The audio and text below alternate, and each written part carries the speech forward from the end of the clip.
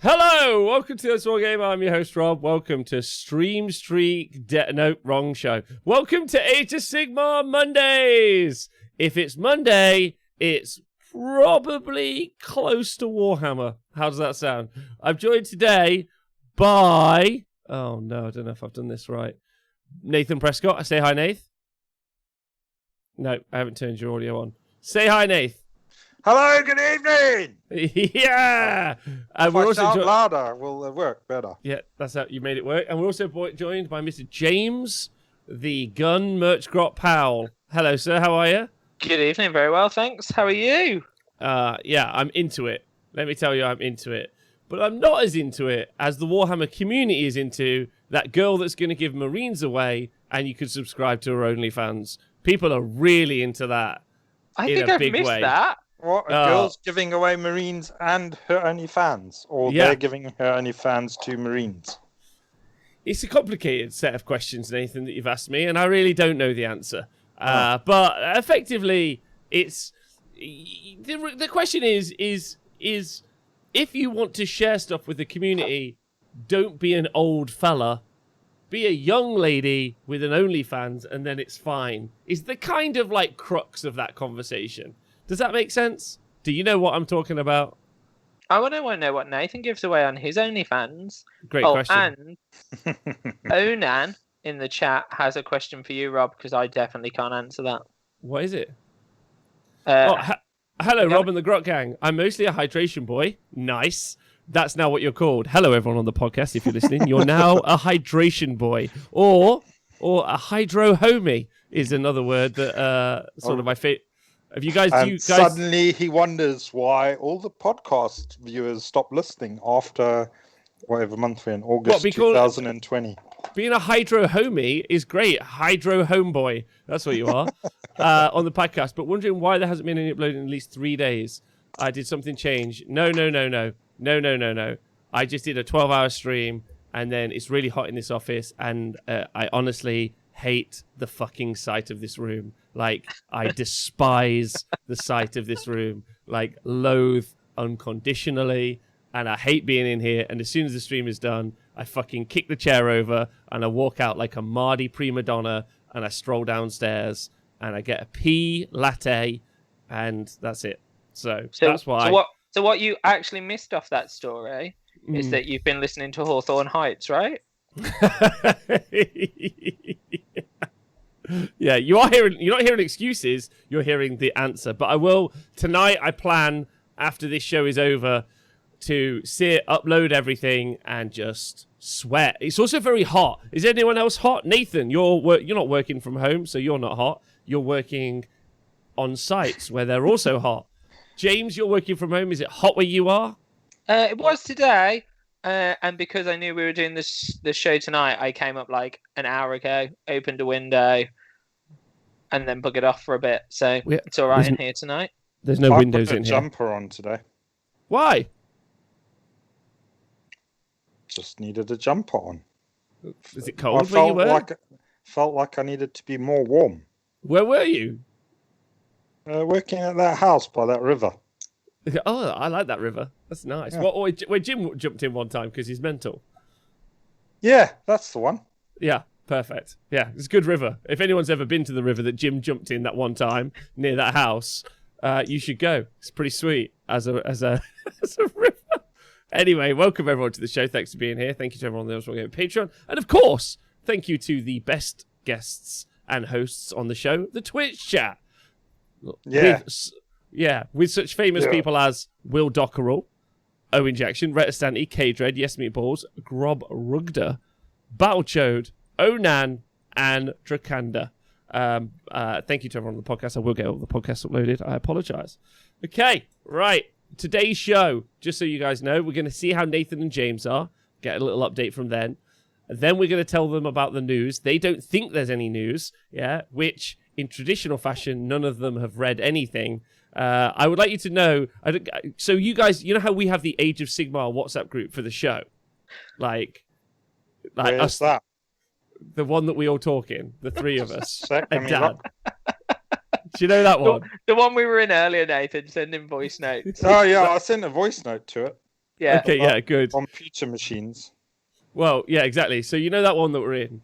So there's also obviously a 40k one that I'm in, and let me tell you, the 40k hosts rip the fuck out of you two for never being prepared. I'd like you to know that. Like they are. It's not our fault they're in the 41st millennium and we're stuck in the mortal realms. My mortal brain can't comprehend it. Fucking SWATs. SWATs. What a bunch of brown nose right now. Yeah. SWATs. I wouldn't hang out with them. Whatever they are. 40Kers. Well, thank you to Big Goldfish for subscribing. Loads of love. Onan, thanks for subscribing. Gabal Gatto, thanks for subscribing. Okay, all right. So we're going to talk about the news, which is going to be me just telling these two the news. And then we are going to do something which these two aren't prepared for, which is going to make it really fun for me. And I'm not even going to tell them now. You just have to find out what the main subject of the show is going to be. I'm prepared for that. You're prepared for that, okay. All right, good. So that's today's show. You should probably hang out. I'm also quite tired from the 12-hour show. Big love to everyone for being there with me there. Anyway, Nathan, James, start with you. Done any Warhammer this week? How you been? Twitch chat, same question. I'm very good. Before we start, I'm just gonna share Yes Meatball's comment to defend me and Nathan. Oh yeah.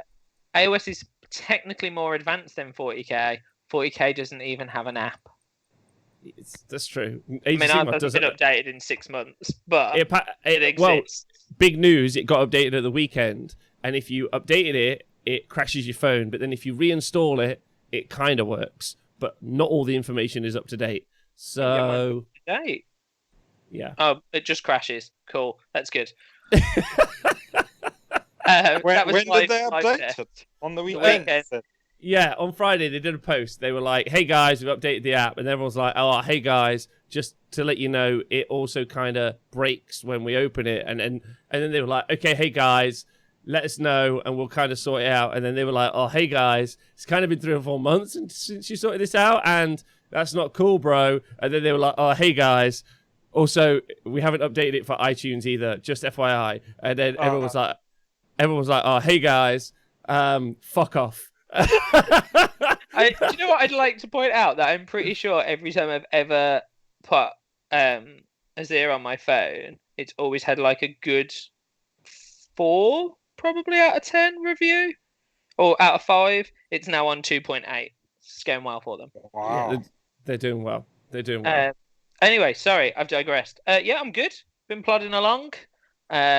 Still working from home. That's not very exciting. Played a game of Sigmar this week. Tell me all about it, please. First one in ages. So I played 1,000 points of Lumineth. Second game ever. Stop telling me all about it right now. I don't want to know. Don't care. It gets better. There's going to be a better part to it. So I played 1,000 points of Lumineth. Yeah. Against 3,000 points of another army and slaughtered them. No, against 1,000 points of Cerapon. Oh fuck! Well, who cares? That includes a croak. Were you playing with Hobbsy? Yeah, I did. Yeah, I played with Hobbsy. Fucking knew that. Love that guy. So we taught a friend of Hobbsy's to play Age of Sigmar. He hadn't played since 4th edition Fantasy. So we taught him to play with his metal Dark Elf models that were still on squares. That was quite good fun. Mm-hmm. And then me and Hobbs played 1,000 points. So I played Lumineth. It's the second game I've ever played with them. How did you find them? They're good. I know none of the rules. I kept doing things and then going, oh, this guy's better next turn because I forgot half his rules. Perfect. And I had loads of bases because I can't buy any of the models. And Hobbs played 1,000 points of Cerapon. So I think I'm going to try and remember what I played. 40 skinks, 10 skinks, and then basically the croak rubbish. I think it was 40 skinks and the croak rubbish. So it's horrible. Like croak's horrible. So I ummed because it was 1,000 points. I was like, I might just get the base and bring Teclis and we'll have a laugh. And then you write the list, and I was like, I literally get a Teclis, and 20 spears, basically. So this doesn't really work at 1,000 points. And then he was like, oh, I'm going to make my list as horrible as possible. I was like, cool, go for it.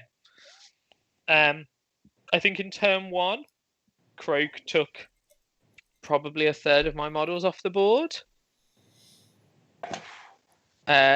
It's just like you don't have many in the first place, James. Don't give us some sort of cry story. You only had like 8 models.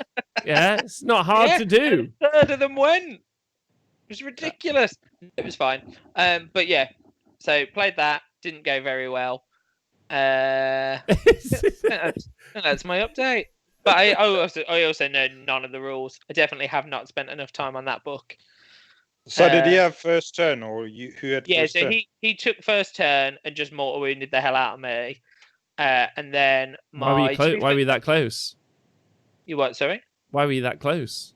Yeah, what the fuck's wrong with you, man? Yeah, just stand further away. So easy. Yeah. So easy. Sorry. That board-wide spell, I could have dodged that one. Oh. Yeah, so he took first turn, mortal wounded a load of models. Then I took mine. To be fair, the Dawn Riders absolutely minced through a bunch of skinks. But there was loads of rules I'd forgot as well. So they forgot that for 1 command point, the skinks can overwatch. That's good fun. Mm-hmm. Well, in that particular subfaction. Yeah, but still, that's good fun. So my Dawn Riders should have done better, but I think 2 of them died to Overwatch. So yeah, it was good. It was good fun, and it was nice to see. It was nice to play a game. My what's his name? The suit of hollow armor. Spirit of the Light of Eltharion. Yeah, that one. Light of Eltharion. I mean, he shot twice, and both times I rolled a 1, which is the only number he doesn't do anything on. So, but then after that, were you dead? Well, so I think we went 3 turns.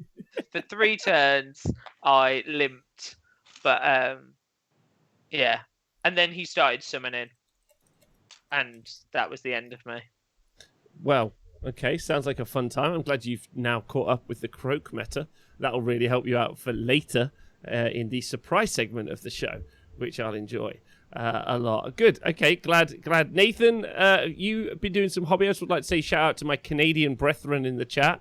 We are now part sponsored by Maple Syrup and Tim Hortons, the Honest Wargamer. As you know, Nathan and James, I don't know if you do know this, we are the 114th most popular podcast in leisure in Canada.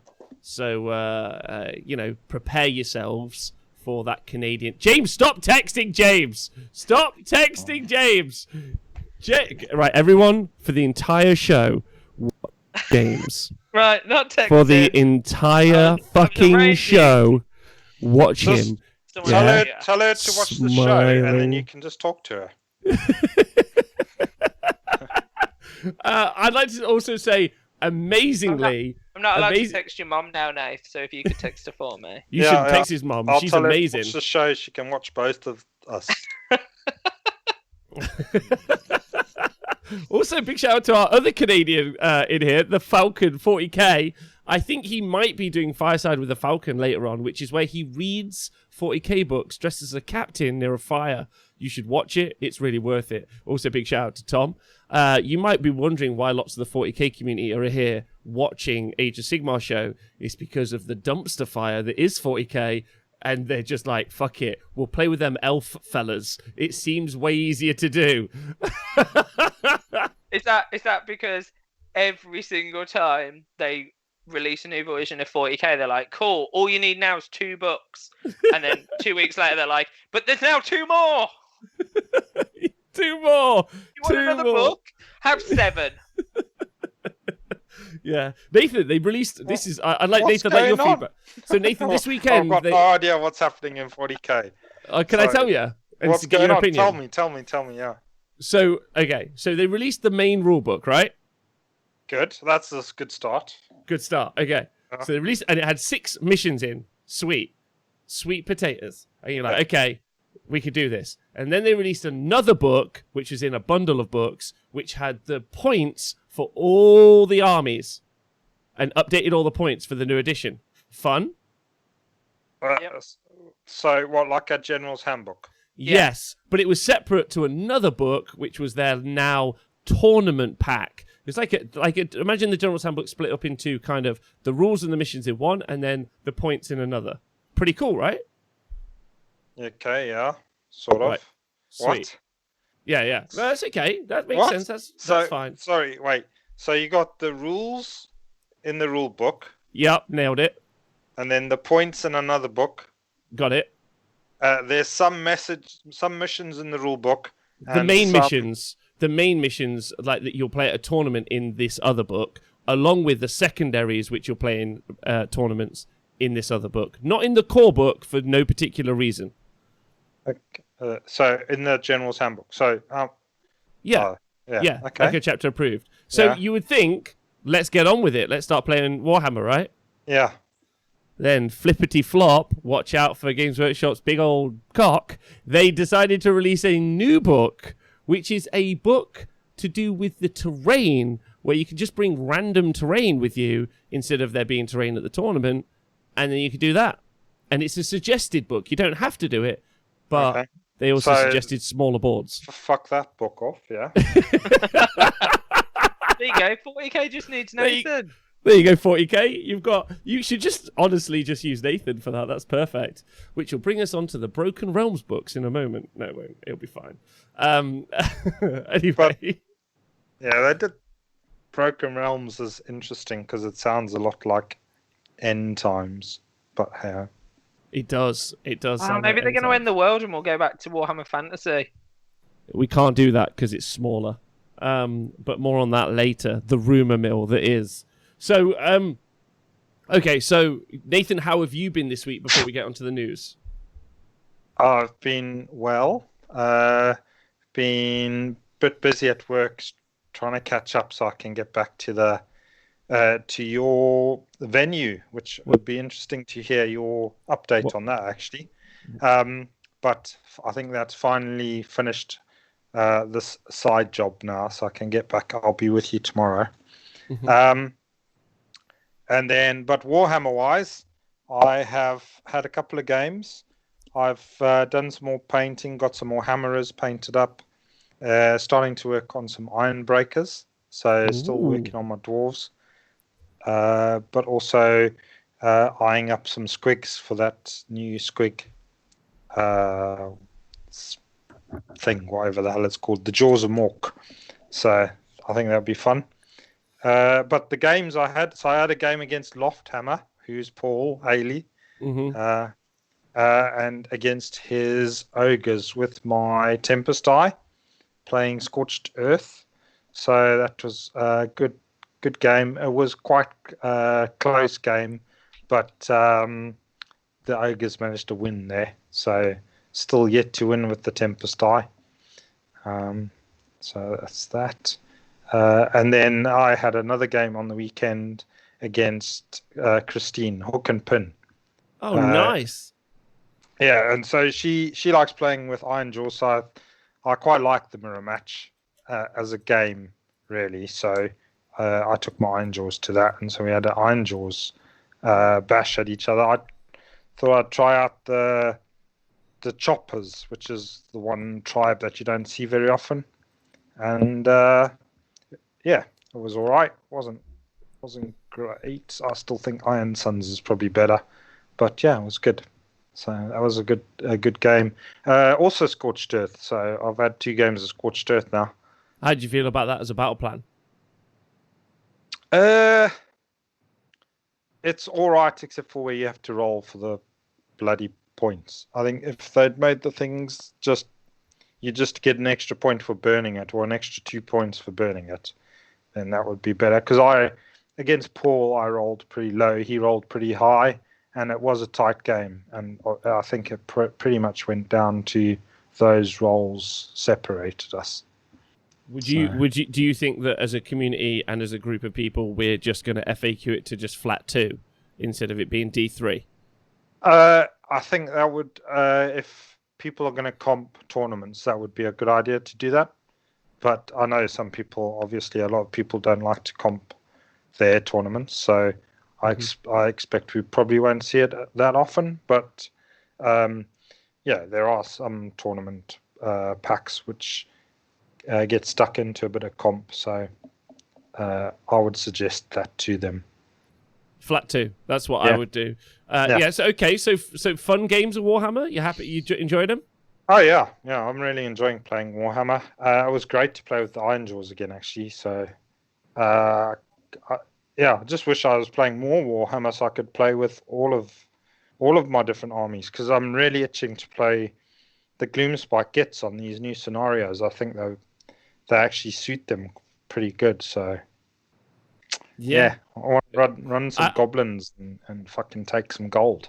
I would like to ask you some questions about what you think about the update, because, I mean, we've covered it on the show already, but I would also like to hear your thoughts on it. I'd like to thank both Hypnocracken, Hawkeye, Paranormal Whatever, all for subscribing. That's awesome of you. Thank you very much. Big love to you guys. And also, I of course, would like to remind everyone that you can, of course, watch Nathan dancing, which is another thing that we missed. Dagger Time, thank you for subscribing. That's something else that we missed being away last week. I apologize. And you've caused a bit of a phenomenon. I've told you already that I'm a little bit mad at you because, of course, the Nathan Prescott dance tutorial has actually got more views than the Genesis launch video. But truthfully, I honestly think it's a better video. Like, it's more well constructed. It's shot better. The audio's fantastic. And ultimately, it's more emotive than the Genesis video. James Twitch chat, you saw the Nathan dance video. Like, could you give me a review, please? What do you think? What I don't understand is why you've spent all this time putting Genesis together when we could have just filmed Nathan dancing. I agree. And really, should we stop and just move on to the Nathan Prescott dance tutorial studio? Maybe that's what we should do. You should stop the studio as it is, put in things for Nathan to dance around, and then people could pay a Patreon to dance with Nathan. Done. To dance with him? Yeah. Can we rescue the butterflies? Put them back on the wall. So most people don't know that the T-Sports Arena was formerly a bar, but between it being a bar and a T-Sports Arena, it feels like a dance studio for maybe ballet or people that did butterfly dancing, whatever that might be. Probably people that think crystals are really useful. Can we talk about the new dance meta? I think rave might be the new meta. Potentially. It was like watching a diamond getting formed, says Mr. Tika. Apparently I've got to do push-ups. How is that still in here? That's push-ups. That's still in there. All right, James. While James is doing push-ups, Nathan, the Jaws of Mork. Wargaming Dad, thanks for subscribing. I'd like to hear about the Jaws of Mork. Could we also just take a moment and do some Fs in the chat, because CanCon has been officially cancelled for next year, which is gutting. So if we can get some Fs in the chat and some love for our Australian brothers and sisters, it's a huge shame that it won't be going on, which is lame. Nath, tell me about the Jaws of Mork. How do you feel about it? Good upgrade, or does it just make the squigs medium? No, well, I think the Squiggle launch and the Stampede were probably at least medium, if not slightly better, because they were all right, actually. And you saw some people going 3 and 2 with that list consistently, and a couple of 4 and 1s. So I think with the new things are buffs, but they're not like extreme. It's still not extreme buffs, but they are better, and they hit like a truck. So. And they're really quick as well. So I think we'll see more consistently more people getting the 3 and 2, and possibly more 4 and 1s, possibly if somebody gets really jammy, the occasional 5-0. But I think they'll have to be lucky with matchups on that. But I think it'll surprise a lot of people how fast and how hard they hit. That extra damage on the charge is pretty sweet, and it just gives you more consistency on your movement as well with the rerolls. So So they're more consistent, so effectively faster, and they hit harder. So, what's not to like, really? They're just not resilient, but then, you wouldn't expect that from squigs, to be honest. So, that's great. Well, I'm happy. I wish I had more of the squig models to be able to do that, and I possibly might pick up another mangler. So, yeah. You might pick up another mangler squig. Yeah, to get stuck into that. I think it'd be good fun. Okay. Well, I can now give you some surprise information that in Czechoslovakia, the Jaws of Mork came second, going 4-1 at an event. Nice. They did actually have an extra artifact. They had 2 artifacts on one character, but like maybe that's just a formatting problem, like over something else. But they did a thing, so they're already performing. You are now, you officially now have a top tier book thanks to a White Dwarf supplement. Happy with that, or? Yeah. Well, yeah. Well, I mean, what's not to be happy about, really? I mean, it's I've not bought the White Dwarf actually, so maybe I should get along and do that. Hold on. Czechoslovakia is not a country. I need you to know that it's not a thing. The Czech Republic. Who let Rob do geography? Like, what's the difference? Probably a lot, but Czech Republic. Sorry, the Czech Republic. Is that correct? Yeah, maybe, probably. Cool. Anyway, that's them good. lot. So what size tournament was that? It's a great question. Well, Tabletop TA broke today. I was meant to do a review on this stuff earlier, but it all broke, so I couldn't fix it. No. But let's say 50. Oh. Well done. Yeah, Let's do that. Well, going 4-1 means it was obviously a 5-game tournament, 2 days, so that's great. Now do the accent, no problem. I beat you with my squigs. This is what I do. I attack you with my squigs, and I roll dice. Vodka.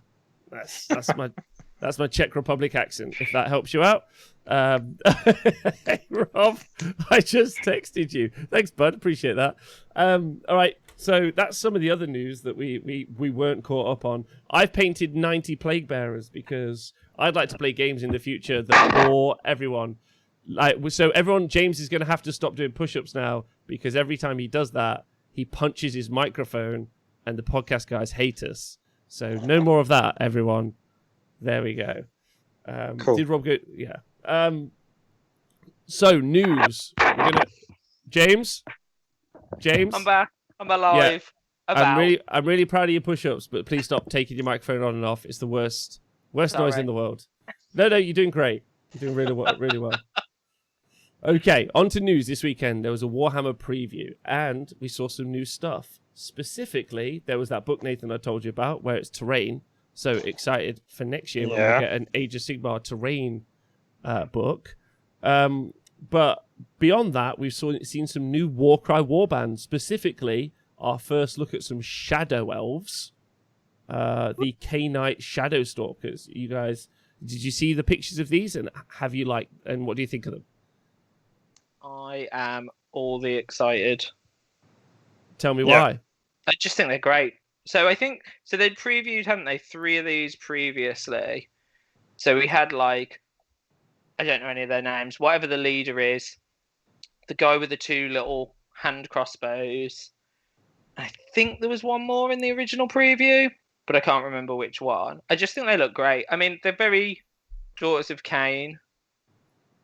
They're just cool. I know I've talked about it on the show before, but I'm a big Warcry fan anyway at the minute, and I think the Warbands are just such well sculpted models. I just think they're really cool. All over it. Okay, Nathan, what do you think? From what I've seen of the pictures, I quite like them as elves go. They look good. Some interesting shapes and the shadow stuff. It's interesting that they've got a K-Knight element as well as the shadow element. If there'll be an overlap in that, or what the story is. Well, there's the obvious attachment to Malarian, who was Malekith, obviously the son, of Marathi. So it kind of makes sense that there's that like very close relations and intermingling, much like the Lumineth and the. Everyone, James is texting again. I would just like everyone to know he is texting again. It's my new thing, and I really like it. They obviously have got that relation, right? Which I enjoy. Next up, there is. I don't overly like these sculpts, by the way. I get that they're technically quality, but I don't care for them. Which the Shadow Elves? Yeah. You don't like Ryu? No, I don't like any of it. I don't like them at all. I think they're like bleh. Well, mainly because they're too intimidating. Like I'd never paint them. Like ever. Oh, okay. Yeah, they're quite complex, I guess. Yeah.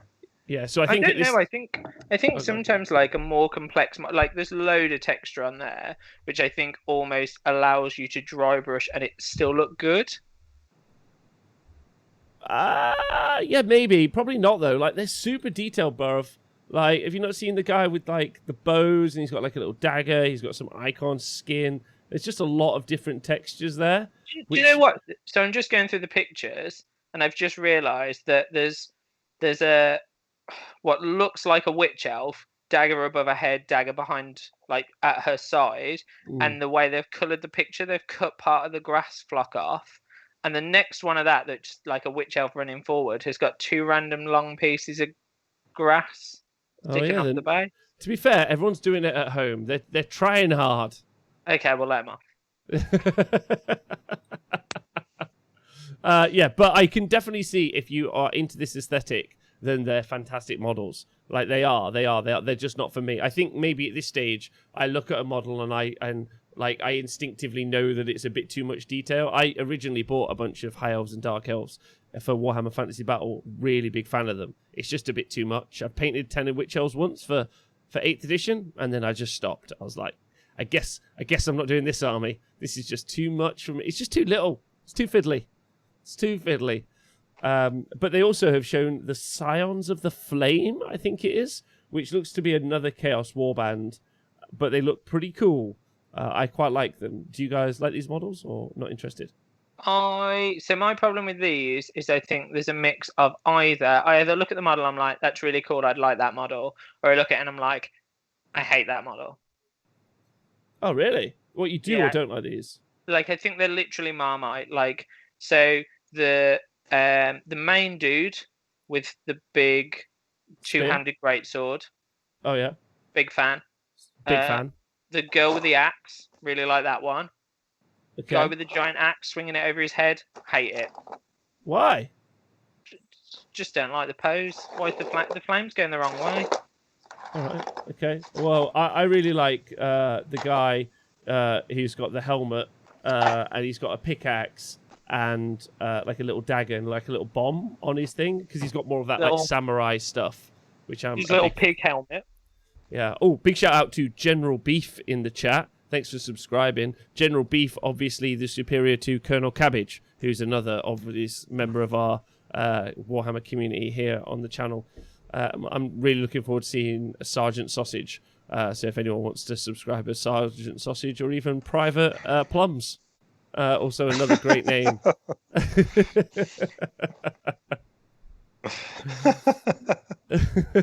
But thanks for being here.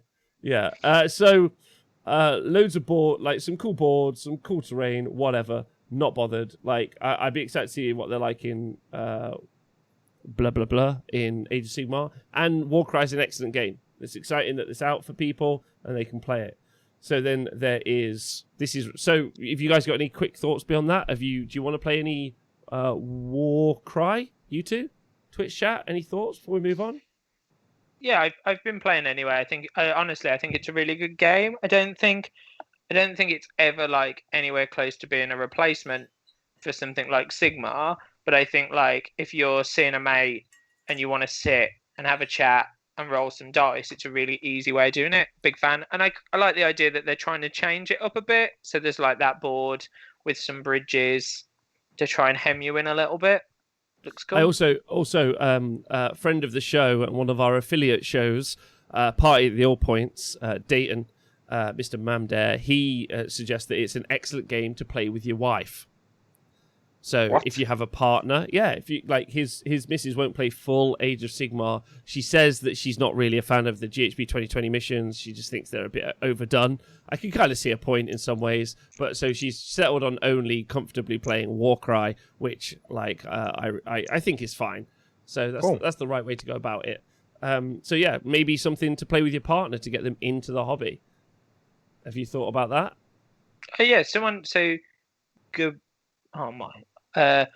Gabruda, I think, said he plays Warcry with his kids as well. So I guess if you've got kids and they're probably too young to understand the complexities of something like Sigmar, like Warcry is a great game because you just throw models at people, roll a load of dice, and hope you roll sixes, because then stuff happens. Disagree. I'd like to come back to my point on that. I just want to thank Reflex Dog Training for donating 3, maybe 4 gift subscriptions in the chat. That's incredibly cool of you. So Carte Blanc, you're now one of the knee stabbers. Aviant, Hoolium, and Target number 4. Welcome to the show. You're all knee stabbers now. So that's fun. I disagree. If your kids are too stupid to play full Warhammer, just beat them with a stick. That's where I'm going. Like, they'll never learn. They will never learn if you go soft on them, and we need physical abuse. What we should say is the Honest Wargaming show does not agree with Rob. Rob has his own views, and the show doesn't agree. Yeah, it's true. It's true. I also Rob also doesn't agree with Rob. I'd like to point that out. A lot of my buds don't have full armies, so maybe it's also a great way. Sorry, everyone, if that blew out the speakers. What are we learning? Magic. I guess really my problem with Warcry is it just reminds me a lot of Warhammer Skirmish, and as we know, I'll never recover from Warhammer Skirmish. Sorry, Spiders asked you why, if we preferred Warcry, why we wouldn't just play meeting engagements? Because you like those, right? No, I don't like meeting engagements. Anyway, on to some new... Nathan, you got any thoughts on the Warcry Warbands? They all look sweet, and I'm sure it's a great game. Just like I said earlier, I don't have enough time to play all the Age of Sigmar I want to play. So I'll probably struggled. But those people that play it, then, it sounds like it's an easy rule set to pick up. So maybe, possibly, at some stage. How about you, me, and James give it a go at some point when the T-Sports Arena is all done and finished? We give it a whirl. Yeah. I'd be up for that. Yeah, I'd very much like to play with the Fire Samurai guy. He just looks awesome. Fire Samurai. I think that looks really, really good. You like to Fireball, don't you? That's your Fireball all day. Fireball all day. K-Dreads asked a great question. Is James arranging a meeting engagement via text? Potentially. Yeah, I'm trying to get Rob to play meeting engagements, but he doesn't want to because he thinks that he's not good enough to play them. That's the problem I've heard. That's the problem. I'm not that smart. Big shout out to Ziggy in the chat, by the way, and everyone for joining us live. Thank Should you have very been much beaten with a stick more. I think you'll find very few people have been beaten with a stick as much as I, but that's a different conversation. Anyway, so Warhammer Underworlds. What did she do? Let's not go down that road. It's just how much I had to pay. Do you have to wear a mask when you... Nathan. Anyway, it doesn't matter. Right, yes. So listen. So Warhammer Underworlds is getting an update. So you know how it was Warhammer Underworlds, and then it was Beastgrave, and then it might have been something else as well. And the 8.5 people who've ever played it, like, know the names. But it's got a new name now. It's new season. And would you like to know what the name of it is? Do you already know, James? I already know. Nathan, do you know what it is? I read it, but I've already forgotten it. Dire Beast's Grave? Dire Chasm. Dire Beast Graves! I wish it was called Dire Beast Graves.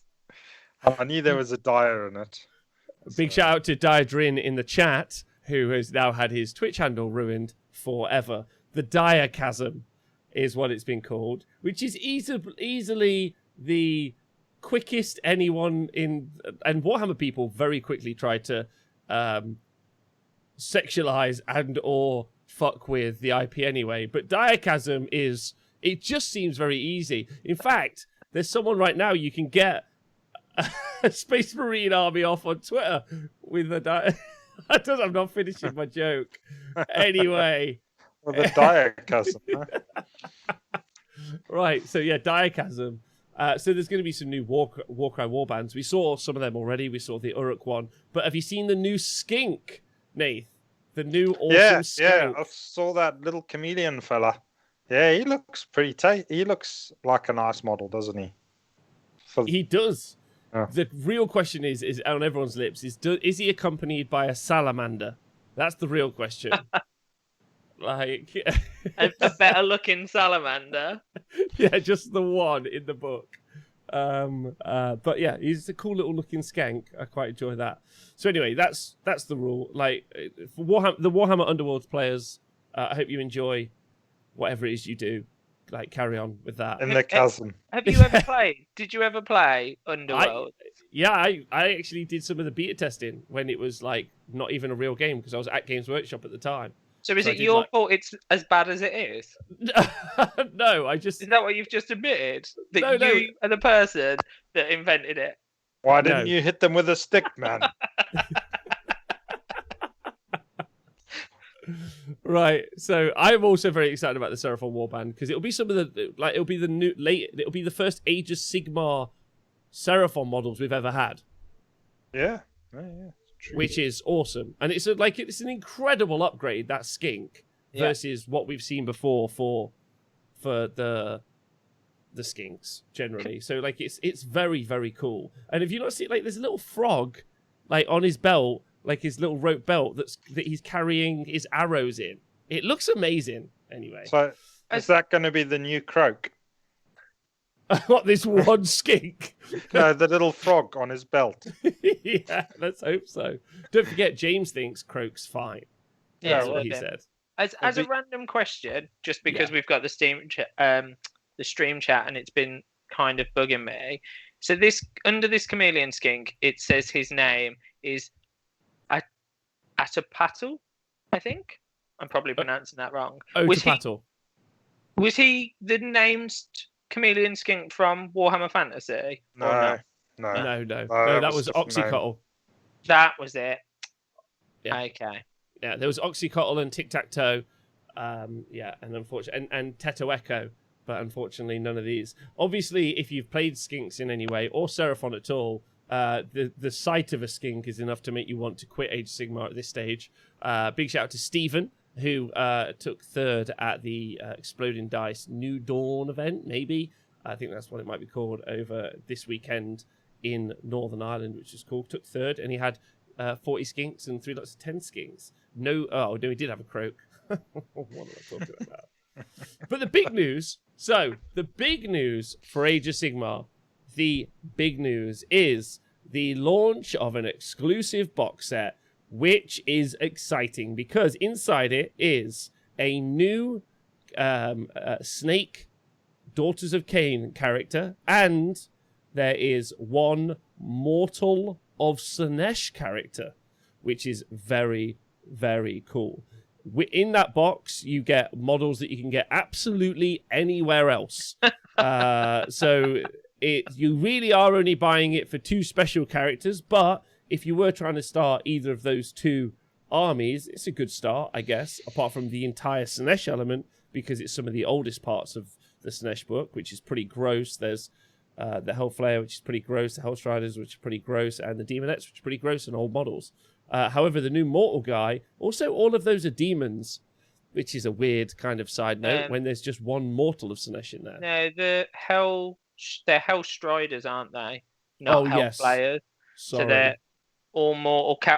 Well, I looked at it earlier and thought it was really weird because I was like, so it's a mortal hero, 2 squads of 5-man mortal cavalry, and then 10 demonettes and a demon chariot. Yes. Okay. Thank you. So Heinrad makes a good point about the box set that you could buy. He said it's the most last thing on a Friday afternoon name ever. Just as you're kind of like sipping on your coffee, getting out of your chair, and they're like, "Oh, what are we going to call it, Steve?" It's like, "Oh, Shadow and Pain. Just call it Shadow and Pain," and then you're done. and he's out the door. He's out the door. He hasn't even thought about it, and he's super happy.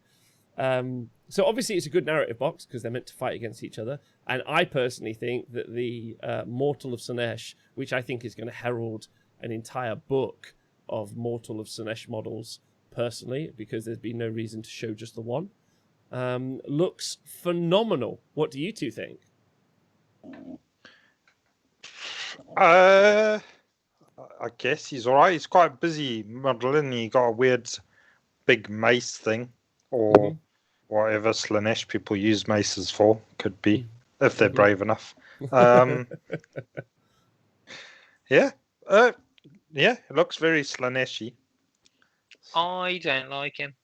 No? Oh, what? You're mad. You're absolutely mad. What don't you like about him? I don't think he's a cool model, but I don't think he fits the aesthetic. Like, he's the only model they've updated. So if you wanted to take Mortals of Slaanesh, you're only taking those Hellstriders, and I'm not sure he matches them wonderfully, and Marauders. Well, I think this is the start of it. We've obviously got like whether or not we're getting a Mortals of Slaanesh book this year or next year or whenever it's going to be. I think this is very much like Blight Kings, very much like all of the Bloodbound stuff that we see in Khorne. I think this is going to be like and Carrick Acolytes and the kind of mortal-ish stuff that you end up with. I hope the mortal stuff in this book's as good as Carrick Acolytes. Yeah, I think this is going to be. I mean, this guy looks great. I really think he looks boss. Like, again, I wouldn't paint him. It's way too complicated for me, but he looks awesome. And I'm really into it. And I know there's some points about the contents of the book in a minute, box, which we'll talk about in a minute. And then what do you guys think of the Daughters of Cain character? So the special character, the Lucy Iron Scale. Yeah, what do you think? Again, another quite busy character type model, isn't it? If you like, I bet for those of you that like the snake aesthetic, then I guess you've got to be pretty happy with that. I mean, I've not been a fan of the snake aesthetic, but yeah, looks all right for that. Her staff's the weapon I'd want. What? It's just cool. As a personal weapon? Yeah. For under your bed. If I'm going to the Mortal Realms, that's the weapon I want. I want some silly snake staff where the top of it doesn't do anything, but the pointy end might. Like, it's the most pointless weapon. I'm not sure, unless she's a wizard, which I don't think any of the snakes are. Like, it looks like a wizard's weapon with a pointy end. Yeah, it looks. Yeah, I think it's a great model. I think it looks really cool. It follows the theme, but I think Nathan's right. It's a busy model. I guess the next question is, and also just to reiterate everyone what's in the box, there's some more Meliusai. So there's 5. There's like 2 packs of 5 like Meliusai, like the bows and the staves, and then there's a unit of heart renders, which is what the Daughters of Cain element is, and then you end up with 10 demonettes, 2 of 5s of the Hellstriders with the mortals and the chariot. The real question is, I think, for everyone in the Twitch chat and also for you two, it's cool to see new models, and I think that this means that we're going to get both maybe a Daughters of Cain book and also some sort of Mortals of Slaanesh book sometime soon. I guess the real question is how do you all feel about another box set with 2 exclusive characters inside and then nothing else? Like, I think the box set that you get for New 40k is awesome. You get like the rule book, even if it is outdated already, and then you do get like 2 bumper sets of models which have never been released in any other way, which is cool. Like, it's a bit of a shame if you only want, let's say, the bikers, for the Primaris bikers out of the box, but it's like a good collection of stuff. In this situation, do you feel like it's a bit OTT having to buy? You don't have to buy anything, it's obviously a hobby, but do you guys feel this isn't a particularly good way of delivering this setup? Would you prefer if they also had clan packs at the same time, or what's your feelings? I mean, obviously having the clan packs at the same time would be great, especially for those people that have got the armies already, and so don't want to just be buying a load of gumph just to get the character if they really want the character. But I mean, it does seem to be a way that they're doing it at the moment. Well, they've been doing it for a while, haven't they?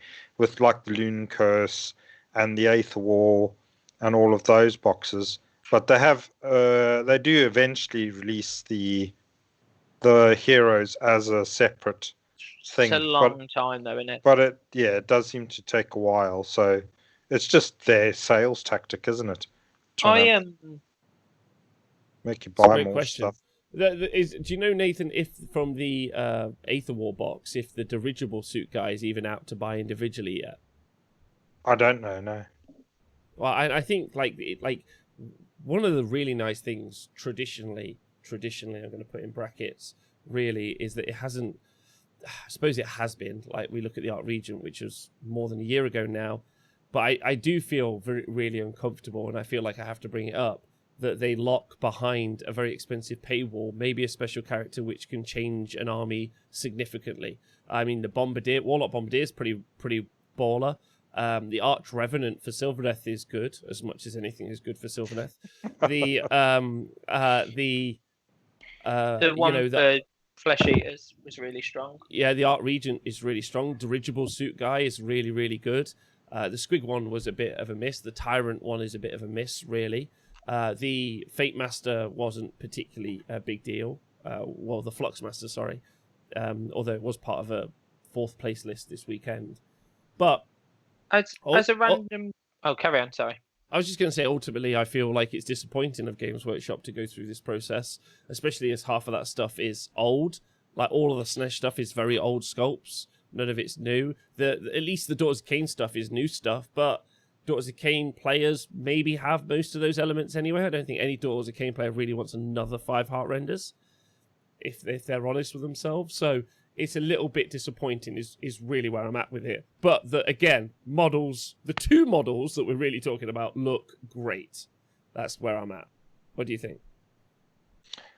Yeah, I mean, obviously, that's just, for people that have already got the armies, I think it does suck a bit. And that's just the way it is until they release them as individuals. It does mean that they'll have to get them off of eBay or somewhere like that. With 40k, so I've not paid enough attention to 40k for probably a long time. Does the same issue happen with 40k, where obviously, so what we saw, I guess we saw Gazgul. Yeah, you still can't buy Gazgul. Yeah, so you had to buy the £100 box or whatever it was. Exactly. But that's the only box set I can think of for 40k where that happened. Whereas, so from Age of Sigmar... there was Blood of the Phoenix, same thing. Okay. There's been quite a few. Okay, so it's the same issue, isn't it? Because what you end up with, I think, so if like in my head when you brought up the new 40k box, if we go back to Age of Sigmar 2.0 or whatever, when they open the new Stormcast chamber, most of the models in that box I think were new at the time, the Nighthaunt and the Stormcast. Yeah. But then what we tend to have for then 3 years or whatever is one character that you want if you want a character, and just a pile of garbage most of the time. Yeah, that's the biggest problem, I think, is if they were, like, if it was 2 halves of, like, an updated stuff. Like, if this had, like, Fiends of Slanesh in, and, which are new-ish sculpts, and then maybe an Epitome as well, stuff, like, almost to start collecting, you'd be like, that's pretty cool. And like I said, anyway, it's a problem, and it's really shitty of Games Workshop, and we would be remiss if we didn't bring it out. It's cool always that we're getting new models, but it's a shame that they just don't release the new models, right? Yeah. And they make... Go on. I think the issue is, isn't it? So actually, like, the problem with these box sets is, I think, that when you look at it, you're like, if you were 2 mates about to get into Age of Sigmar, it's not Perfect. A bad deal. Great. Yeah. But what they actually end up doing is making a box set that if I'm a Slanesh player, I want 1 model probably. And if I'm a Daughters of Cain player that's played for a long time, there's 1 model I probably want. Yeah. And so I think the problem is what you're actually doing isn't penalising new players here. What they are doing is penalising players they know will pay £100 for a box set to get 1 model to then try and sell the rest off. Yeah, agreed. I agree with you absolutely. And like Owen says in the chat, it's not long since Wrath and Rapture where you ended up with some of this stuff already for Slaanesh anyway. So anyway, like I don't want to spend too long on it, but it is super disappointing. Obviously, Games Workshop's a company that doesn't excuse them this obvious just shitty behavior, just greed. Like they can't just go look at these 2 new cool things. Here they are to buy. If you just sold like a dueling set of just the 2, I think you'd sell a shit ton. Do you know what I mean? Like if it was like, even if it was like 60 quid or like, I know that's a lot. That's £30 per one, whatever. Like, but 50 quid, 60 quid. I think people would buy that. I'd be tempted. I'd be like, I love that Slaanesh guy. Like, I want to paint him up and do a nice job. But now I'm never going to buy it. So, like you've done. It's interesting. So Realm R Winters has just put, and I'm guessing he's a Canadian listener, but he's said that the dirigible suit is $70 Canadian on eBay still. So I did a quick little calculation through Google, which is £40.51 for the dirigible suit. Yeah, it's pretty common. But then it also does flood the market with a whole bunch of stuff that you don't want. So on eBay, there'll be a bunch of like random like DOK stuff, that you could flog and, whatever. So we've talked about that enough. So on to the exciting news. Is the Broken Realms, or as we like to call it, Psychic Awakening 2, or the End Times 2, Electric Boogaloo. So I'll read directly from here. The Realm Gate Wars, Malign Portents, Soul Wars, Wrath of the Overchosen, the vast ongoing story of the mortal realms has encompassed many great events. To break it down, the Stormcast Eternals ushered in the Age of Sigmar, driving back the hordes of chaos. I'm not going to read it all. Now it's time for the next chapter, a narrative event that will define the future of Age of Sigmar. Broken Realms is here. Interestingly, not the Broken Realms, just Broken Realms. The elven gods are rising up to challenge the might of chaos and the growing power of death. But, like Sigmar's pantheon before him, they were driven by mistrust and each pursues their own goals and schemes. Teclis, ever aloof and arrogant, seeks to single-handedly save the mortal realms. Alariel, fickle as ever, and also not played, turns on allies as well as enemies, attacking explorers and settlers across Garan. And as for Marathi, well, she's a very definite goal in mind, godhood. True to form, she doesn't intend to let anything stand in her way. So, this new conflict, the new conflict will touch every corner of the mortal realms and affect every faction. That's important. Treachery and torment, siege and slaughter, bloodshed and battle, all this and more awaits you in a series of epic narrative books on a scale not seen since the Realm Gate Wars. FYI, that's not a good advertisement if anyone read the Realm Gate Wars. Wasn't it like 2 books as well? It was 4 books, and they sucked. Like, super hard. Nath, do you remember how shit they were? Yeah, they weren't their best works, that's for sure. It was not. As well as truly massive stories, these books will be packed with new rules for loads of factions, thrilling battle plans, and much more. The new era-defining narrative all kicks off with Broken Realms. So what are we getting in reality? Okay, so we can only really read between the lines, but we effectively are getting Malign Portents 2. So if you're just Age of Sigmar fans and you remember what happened with Malign Portents, it was a narrative set of stuff leading up to the new edition of Age of Sigmar. This is definitely the narrative set of stuff that will continue on until next summer, when we will get the next version of Age of Sigmar. Age of Sigmar 3. Age of Sigmar 3? Yeah, Age of Sigmar 3. Yeah, we're on 3 now, which is fun. Unless they skip a year and we just do 4. That would be great. Yeah. We tried 3, we didn't like it. This is 4. Straight to 4. Straight to 4. Age of Sigmar 3, the Elfening. Yeah, so it looks like, so they're obviously talking about elves now, but I imagine that we're going to get a lot of books that are going to go through some of those key characters building up. So I guess the question is, when we got Malign Portents last time, it was a website with free stories every day. There was no books, were there? I don't think there were any books, which was, I don't think there was any books, but now they're obviously making us pay to go on this narrative journey. So first off, like top level thoughts, what do you two think? Twitch chat, what do you think? Well, I really enjoyed the Malign Portents build-up stories. So obviously it's a shame not to get that for free, but I guess you can't expect to get stuff for free, really, I guess. There was a book, apparently.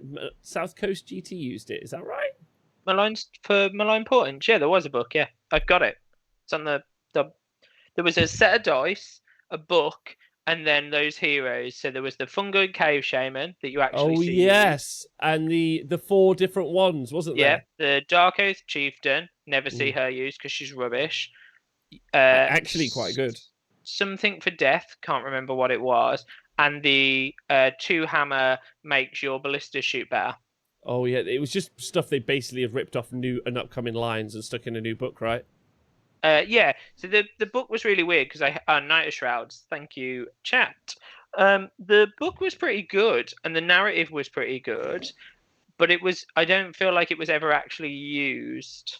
Because I think it was one of those ones where it was like, it's narrative, you can do it, the battle plans are different, some of the rules are different, so lots of people didn't ever bother to buy it, and therefore it was never really used. Okay. Yeah, it was not good, I think was the kind of answer. And most of those characters didn't make much sense on release anyway, and they got all their war scrolls re-updated at the time. So used at South Coast GT. Everyone hated it. Says Liam. Yeah, I remember. Everyone was like, "This sucks. Don't do this again." Oh yeah, it was a small little book that everybody had to buy if they wanted to play at South Coast. If you wanted to play at South Coast, you had to have the book. And it was like, and I never bought the. Yeah, none of us bought the book, apart from anyway. Yeah, I think I've put a few people off going that. Yeah, so yeah. So I, for one, am excited. I like it when they push the story along. I thought the Necroquake was cool. I thought the Malign Portent stuff was cool. I even enjoyed when they brought out the Penumbral Engine and that book, which was Forbidden Power. I enjoyed reading that. I loved the Wrath of Everchosen book that came out recently. I like that. I know that there's a war going on at the All Points. It was super cool reading about like non-Stormcast battling. So it was death versus chaos. I thought that was wicked. So number one, really excited about the narrative being pushed forward. As for new rules for all armies, I'm really against that. I think that all rules should be free. It doesn't make any sense. I would still buy these books regardless of whether or not there were rules in them. And the fact that maybe each book has updates for every army feels like a cash grab that everyone has to buy it. Obviously, the biggest problem is not everyone will buy it.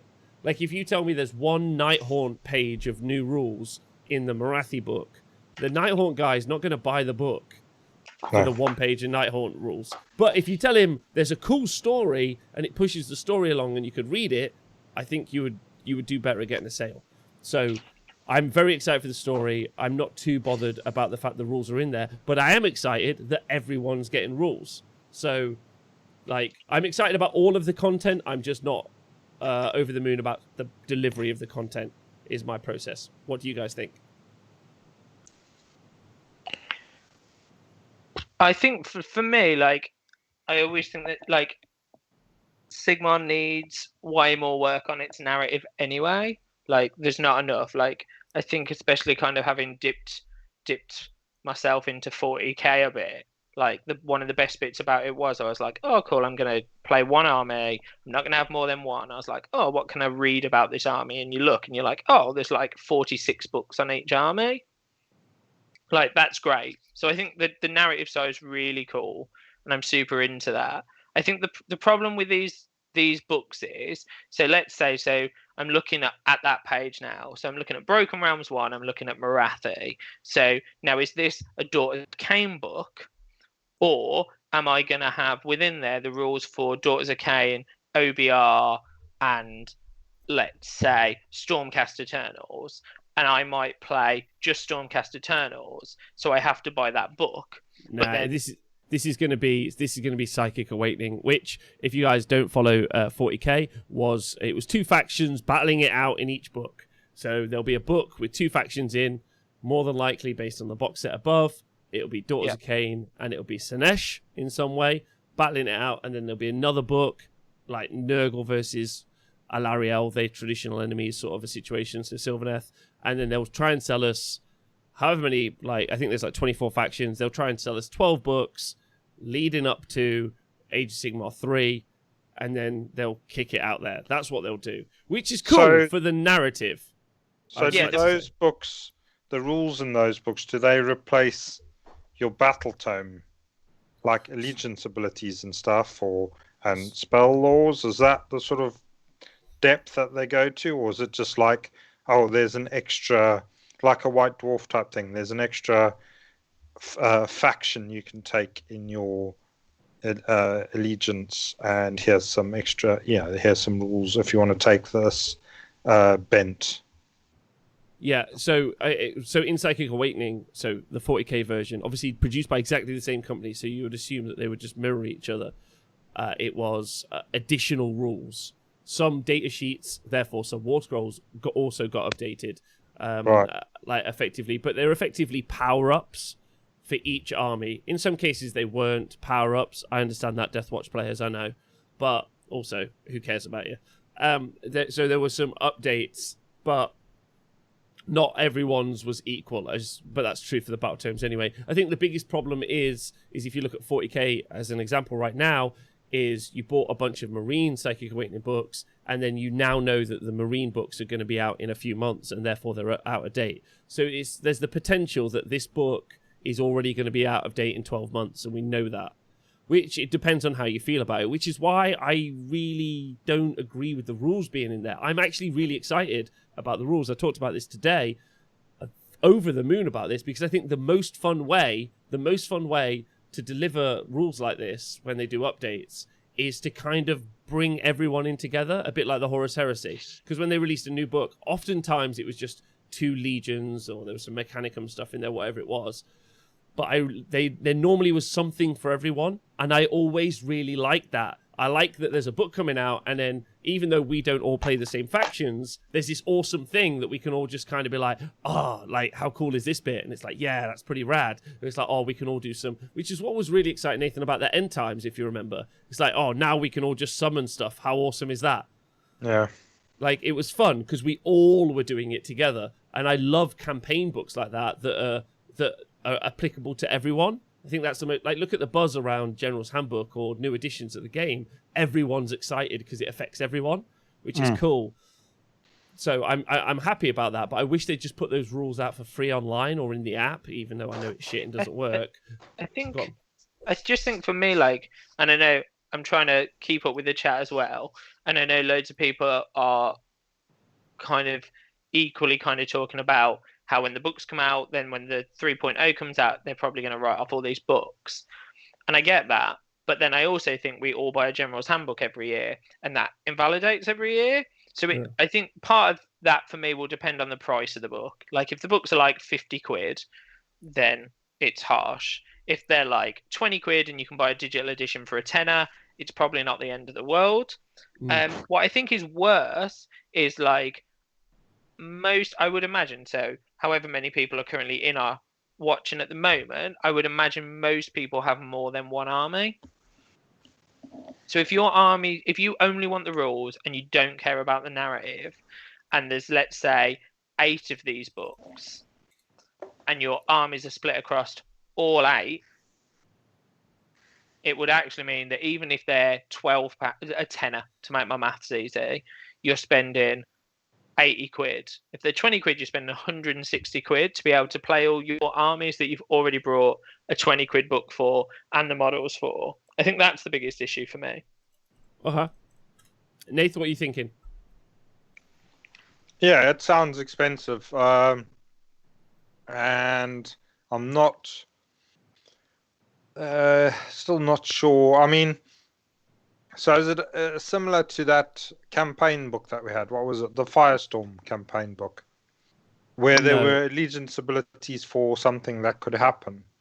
Like, you could build an army, but you didn't have to. You could still use your normal battle tomes and just play that. Yeah, no, it's not going to be like that. I think it will just be flat out upgrades. I think it'll be like new sub-factions, maybe new spells, maybe new artifacts, Maybe like we saw with Wrath of the Everchosen, maybe which is kind of preparing the way. If you think about it, like sub-factions inside of sub-factions. So we've already had that already. I think my biggest problem with it, again, I'm super excited about the content. I like new rules; they're always fun, and I always really like there being new stories. So I'm excited about all of that, and I'm excited. The coolest thing about Age of Sigmar, I think, is because the story's unwritten. We don't know where it's going, and so they get to fuck about with it, and we're like, oh my god, they're going to break the realms. What does that mean? Like, that sounds awesome. And, we get to find out, which is different to 40k, where the setting kind of was established, and now they're fucking with it, and it feels a bit like, oh, why are you kicking over all our sandcastles? I'm not into that. Whereas we didn't have any sandcastles, and we're just like, they're like, we might build some more sandcastles, and you're like, sweet. And it's like, we're going to kick over these ones. Like, awesome. Didn't like those ones anyway. This is cool. So I'm very, very excited about it. I think it's going to be really fun. I think one of the things also is that when is it a delivery system to sell us some rules and therefore like a £25 cash grab, or is it a narrative book? And I would really like them to just do a £25 narrative expansion that just has the rules online for free, so they don't have to worry about the quality of those rules. I don't want that to be a part of the ticket price. Does that make sense? I want them to just be like, we're going to push the story along, and this is how much we want to charge you for it. And it's like, okay, it's over the top money-wise. Like, I could buy a novel for like £9, but whatever. And your writers are fine, but Jesus, they're not that good. So anyway, that's the last thing I got to say about it. But still exciting. And also new edition, ladies and gentlemen, boys and girls, which is also exciting. So how do you guys feel about it? Yeah, so build up to the new edition. That's going to be exciting, isn't it? I mean, it's exciting every bloody year when you're starting to get the General's Handbook or even the Winter FAQs, the build up to that. It's always get everybody interested. You wanting to see what happens to your faction and all of that sort of stuff. So, yeah. A whole new edition. That's going to be that's going to be a big event in the Mortal Realms. Yeah, baby. I mean, it was a big event last time, right? So I'm excited to see where they go with it, and I genuinely am enthused. Genuinely, go on. If there's a new edition, yeah, are we going to do an unboxing live on stream? It's unlikely we will get the content ahead of time. Yeah, we'll just do it when everyone else gets theirs. Like, we'll have the entire stream, the entire chat, us three, we'll all buy a copy, we'll all open it at the same time. If anyone opens it early, we'll fall out with them. All right, I'm into that, unless, obviously, unless the new edition is Elves versus Elves, in which case I'm out, obviously. Well, I'll open yours too. I'll open two. Oh, and Nathan's. I'll have 3. Yeah. All right, so Twitch chat, I want to get some feedback from you. Excited or not excited? Just a yes or a no. Excited, not excited about it. I'm excited. At this point, I'm just bored of Games Workshop trying to flog me books all day long, but whatever. Cool. Let's go down this cycle. Yes. Everyone's up for it. K-Dread, no. Oh, Mima, no. All right, Draconda 50-50. So seems like mainly yeses. And so now we get to do the most fun bit. Is obviously with a new edition, as pointed out there by McLeod, sorry. It's going to be a new edition. That means a new Stormcast chamber. So, what is the Stormcast chamber going to be called? Twitch chat, Nathan, James. What's it going to be? It has to be something like a lawyer-based. We've already seen them. What, the new Stormcast chamber? Yeah, they're all published in one of the books. No, they're going to make it up. Try a new one. I try. E-flat Strat's got it. It's the Dire Chamber. The Dire Chamber. Done. Chamber Chasmus. Yeah, okay. Or what would someone say on a Friday as they were leaving work? Just call them the Space Marine Chamber. God. Star Chamber, I think, is a very likely one. Trog, thanks for subscribing. The Elves Chamber. The Chasm Chamber, the Chamber of Secrets, the Lord Chasm Plugger. The Chamber of Secrets has definitely got some copyright infringement. Yeah. Oh, it's going to be the Ruination Chamber. That's a real one, though. That's a real one. That is a real one. Also, it doesn't sound Stormcasty enough. Oh, I want that chamber. Oh, really? It's just going to be ballistas and war machines. And then there's one that sounds crazy. It'll be the logistics one, because I think that's actually one. And every time I read it, I'm like, they're just going to be a bunch of Lord Ordinators stood at the back pointing at things. I would really like... Yeah. I would really like... Yeah, I really want a logistics chamber, like, and all of the models are just like carts and other stuff. And it's like, if you bring your 2 carts along, then you actually get extra movement because you guys are more refreshed and able to move forward. Like, something really annoying. Like ammo pony from the Warhammer Fantasy Battle of Skull Pass. Maybe that'll make a comeback. Excuse me, do you mean the donkey with a cart, which Nathan Nathan loved that model. I think I've got some of those still, Nathan. They had rules when the miner's cart, when we started Age of Sigmar, they actually came with some rules, the mining cart. Simple model. Maybe that's what we'll have. Yeah, the return of the mining cart. Storm Chamber, Donkeys, Maximus, Cartus. I like what Owen said, the fabulous chamber, so the best dressed in the mortal realms. I like that. I also like the idea that they might Primaris the Stormcast. Already. Don't wait all those years. Just straight away they Primaris them and just upgrade them. I'm really into that. Really. I want them to almost become memes of themselves, like accidentally. Just be like, oh, we've Primaris them now. So sorry. And then they make Liberators the best unit in the game for no particular reason. I like the idea more that they release the Ruination Chamber, but they're just Space Marines with Stormcast heads, and it's literally just a tactical Marines box, Primaris, with all the weapon options, and just Stormcast heads popped into the Space Marine bit. Done. Problem solved. Done. Okay. Well, exciting news. That's pretty exciting for us. Like, for the Age of Sigmar scene, I know we're still waiting for Gargants, but at this point we're all pretty certain that Gargants is a joke that they played on us all, like an April Fool's. Like, are we agreeing with that? Like, does anyone think Gargants are actually coming out is the real question. I think they're just hiding. They're not big, they're just hiding. They got some anxiety and they got some shyness. They don't want COVID. They're hiding. Okay. All right. Well, it was a pretty long news section. I'm sorry, everyone, but self-isolating Gargants. That's true. I hadn't thought about that. Yeah, that's what they're doing. Maybe they're coming out at Christmas. That would be fun. Are Lumineth coming out? Let's hope not. That's my favorite bit. That's my favorite bit about COVID is the Lumineth coming out and then you not being able to get them. Makes me really happy. Also, huge shout out to Sam Worrell in the chat. Love that guy. Sam. One of the best dancers in the mortal realms. Okay, so we're going on to the main subject of the show, which both of my co-hosts don't know about. So get ready. Get ready, everyone. Also, Sam, by the way.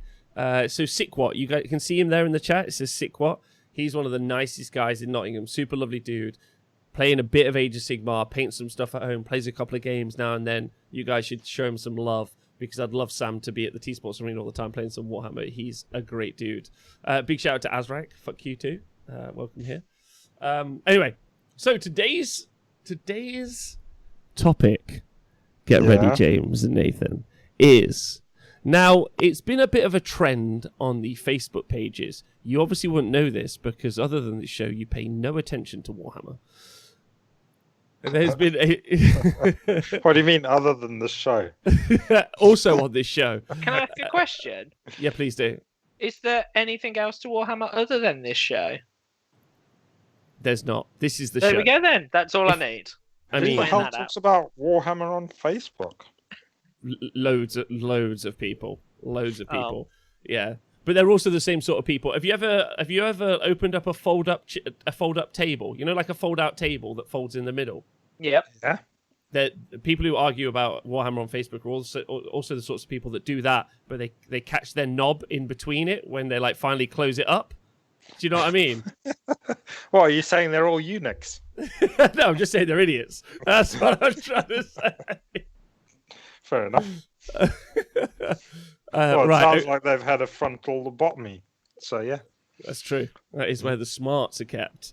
Facebook is the new GeoCities. Nathan, we've seen you dance. We know. Sam, you should get on Twitter. No, don't. Sam, get on Twitter. I've got a great video to show you. Message me later, baby. Anyway, so there's a trend going on. There's a trend on the Facebook, which I thought it'd be fun to involve the Twitch chat and you two. Yeah. I'm not going to take part because I do have an opinion on this, but it's a little bit unfair having me be a part of it. So, mainly because I think about this a lot, and it's much more fun to throw you two under the bus. So what we're going to do is an Age of Sigmar tier list, where Nathan and James, Nathan and James, I'm just going to make a column for you both on my little sheet that I can post out later, because I'm going to later on quote you in the Facebook group. I'm going to be like, this guy from this show, I'm going to post it as an anonymous user and see how much I can get you two lambasted on Facebook. It's going to be brilliant. Excellent. Okay, we're going to go through the factions, and then I'm going to ask you to rate it. So what do we mean by a tier system? Tiers are, an S tier is something that is so good that it's unstoppable and no one can beat it. And then A tier is just the best in the game, and we will go down to A, B, D, C, E. We'll go down to E. So you've got S, the best ever, like almost untouchable, so Space Marines in 40k. And then you've got E, which is absolutely pants. Sylvaneth, yes, exactly. Decided that one already? Good. Right, don't forget the F tier. Okay, F tier is the low tier. So F, Sylvaneth, S, whatever you want it to be. Tiers is what you do. Tears are what your eyes do when you play Croaks as Stuart Hayes. Oh, I'm so up for this. It's going to be so much fun. But I also need you... Go on. So how far is it going again? S to F. But S and F are special cases, really. Yeah, and then and then it's A, B, C. A, B, C, D, E. D, E. Fucking hell. Okay, loads. All right. Okay. There's not that many armies. Oh, there is. There's quite a few. All right, I'm going to kick you off. Okay? Now, don't forget, you're going to have to do all the armies, and I'm going to want some justification as to why. All right? This is going to be really fun. Okay, we're going to start off with, Nathan, you get to choose. Do you want to do Chaos, Order, Destruction, or Death? Let's do Chaos. Okay. All right, let's do some Chaos. Okay, so first off, Zarek, thanks for... Oh, no, Zirak, thanks for subscribing. Welcome. Thanks for having some big dick energy. Or, as the Honest Wargamer crew had at the weekend, some big donation energy. Nathan, did I tell you that we reached the Sound Fund at the weekend? Did we get it? Awesome. But do you want to know how we achieved it? Go on, then. Well, people donated money, obviously, is the function of how it happened. What did you have to do to get those people to dip? They just got a bit excited about making the number that appeared on the screen somehow say 69. At one point, we amazingly got to 69.69% of a donation fund, which it stayed at for a good few hours because none of us wanted to make it move beyond that. But then after that, it was just multiples of 69 being donated, or people ruining the 69s, which I'm sure you've got lots of experience with. So, a ruined 69 is a special thing. So basically, a couple of hundred people 69'd with me on Saturday, and that's how we got the money. So, and that's the story I'll tell people. Sounds like a normal Saturday, yeah. Sounds like you make your money normally, to be fair. Ruining 69s. Yeah. Right, so, Beasts of Chaos. Twitch chat, don't forget. F, the super rubbish, not worth talking about. S, super uber. And then you've got A to E. When you two tell me your number, I'm going to need some justification. Okay? So just shout it out when you're ready. So we've got A to E. A being like 5-0. B, 4-1. C, 3-2s. D. Okay, yeah. Well, that makes sense. Yeah, and then F is like fuck all. And gotcha. Yeah. Cool. Quatcha. Okay, good. So you got any thoughts about beasts? Beasts of Chaos. So they're not particularly the strongest book at the moment, are they? You're probably looking at them on average winning 2 or 3 games. So that's going to put them at C. Is that right? C or D? Okay. So you think C or D? Like, what are their strengths and weaknesses? So they can put a lot of bodies on the board, which is good. And I think there are a couple of builds which you don't see very often, but you could have a swamp build. With the little fuckers with their bows and arrows, and the other the goats with their bows and arrows. Yeah. And actually the Bestigor and the Gore, you could get lots of bodies on the board, and you do have access to summoning, which is pretty good. So yeah, I think they do have the potential to go up a tier or 2. But at the moment, they seem to be playing around a C. A C? Okay. All right. James, what are you going for? I was going to give them an E, but I'm going to give them a D because the Gorgon's in there, and I big it up every week. So D for the Gorgon. Okay, so the chat, Draconda says S, but I'm biased. Okay, so we got a quick question from Dude Our Day, which I do think needs answering. Simon Speckles, where would you tier Simon Speckles? S to F. Him or his army? Him. Him as a person, I'll give him an A. Not an F. Give him an A. But his Warhammer army, I'll give an F. Okay, all right, okay. Nathan, Simon Speckles? S. He's an S man. Yeah. He is. All right, so Beast of Chaos. Okay, that's done. There's a lot of votes in the chat. Please keep them coming. It's fun to see. So next up, Blades. Oh, James, get ready. Of Khorne. Okay, Blades of Khorne. So that is the Khorne faction. So obviously Blades of Khorne obviously encompasses being able to take warriors and marauders and all the other things. The first comment is just from Realm Winters. It's just worst god. Say it. Didn't need to. You said it for me. Worst god. Khorne sucks. F. Don't care. Don't care what the book plays like. Worst god. Okay. F. Okay. Nathan. So yeah, I think their popular build was all the multiple bloodthirsters, and I think with the new battle plans, that's obviously not as strong because there are a few that rely on battle line, and their battle line choices in that particular build were particularly weak. But again, they do have access to marauders, which are pretty good. No, you can't take marauders in Khorne. You can take marauders. I'm buying all the marauders. Anyone wants them for Khorne, they're not having them. Oh. Fair enough. James, make a shirt. I will buy it. Okay, technically you could take marauders.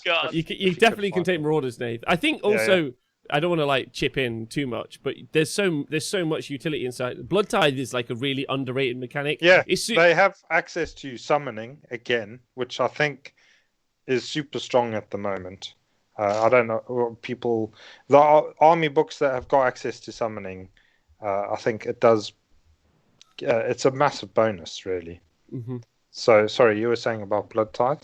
No, I was just saying. I was just going to say that it's a very underrated mechanic often, and they do have they've got a lot of tools which are more complicated to work than just trying to boom some thirsters. Yeah, but how many people use them? None. Boring card. Boring book. F. So Nath, what you giving it? Again, I think similar to Beast of Chaos, but probably a little bit stronger.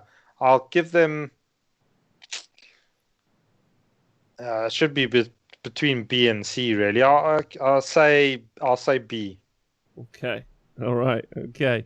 James, you're going to get flamed for that F on Facebook. Get flamed for it every week. No, I'm going to put it on Facebook. I can't wait. That's popular host of show 117th most popular podcast in Canada says, right, next up is the DOT, the Disciples of Zinc.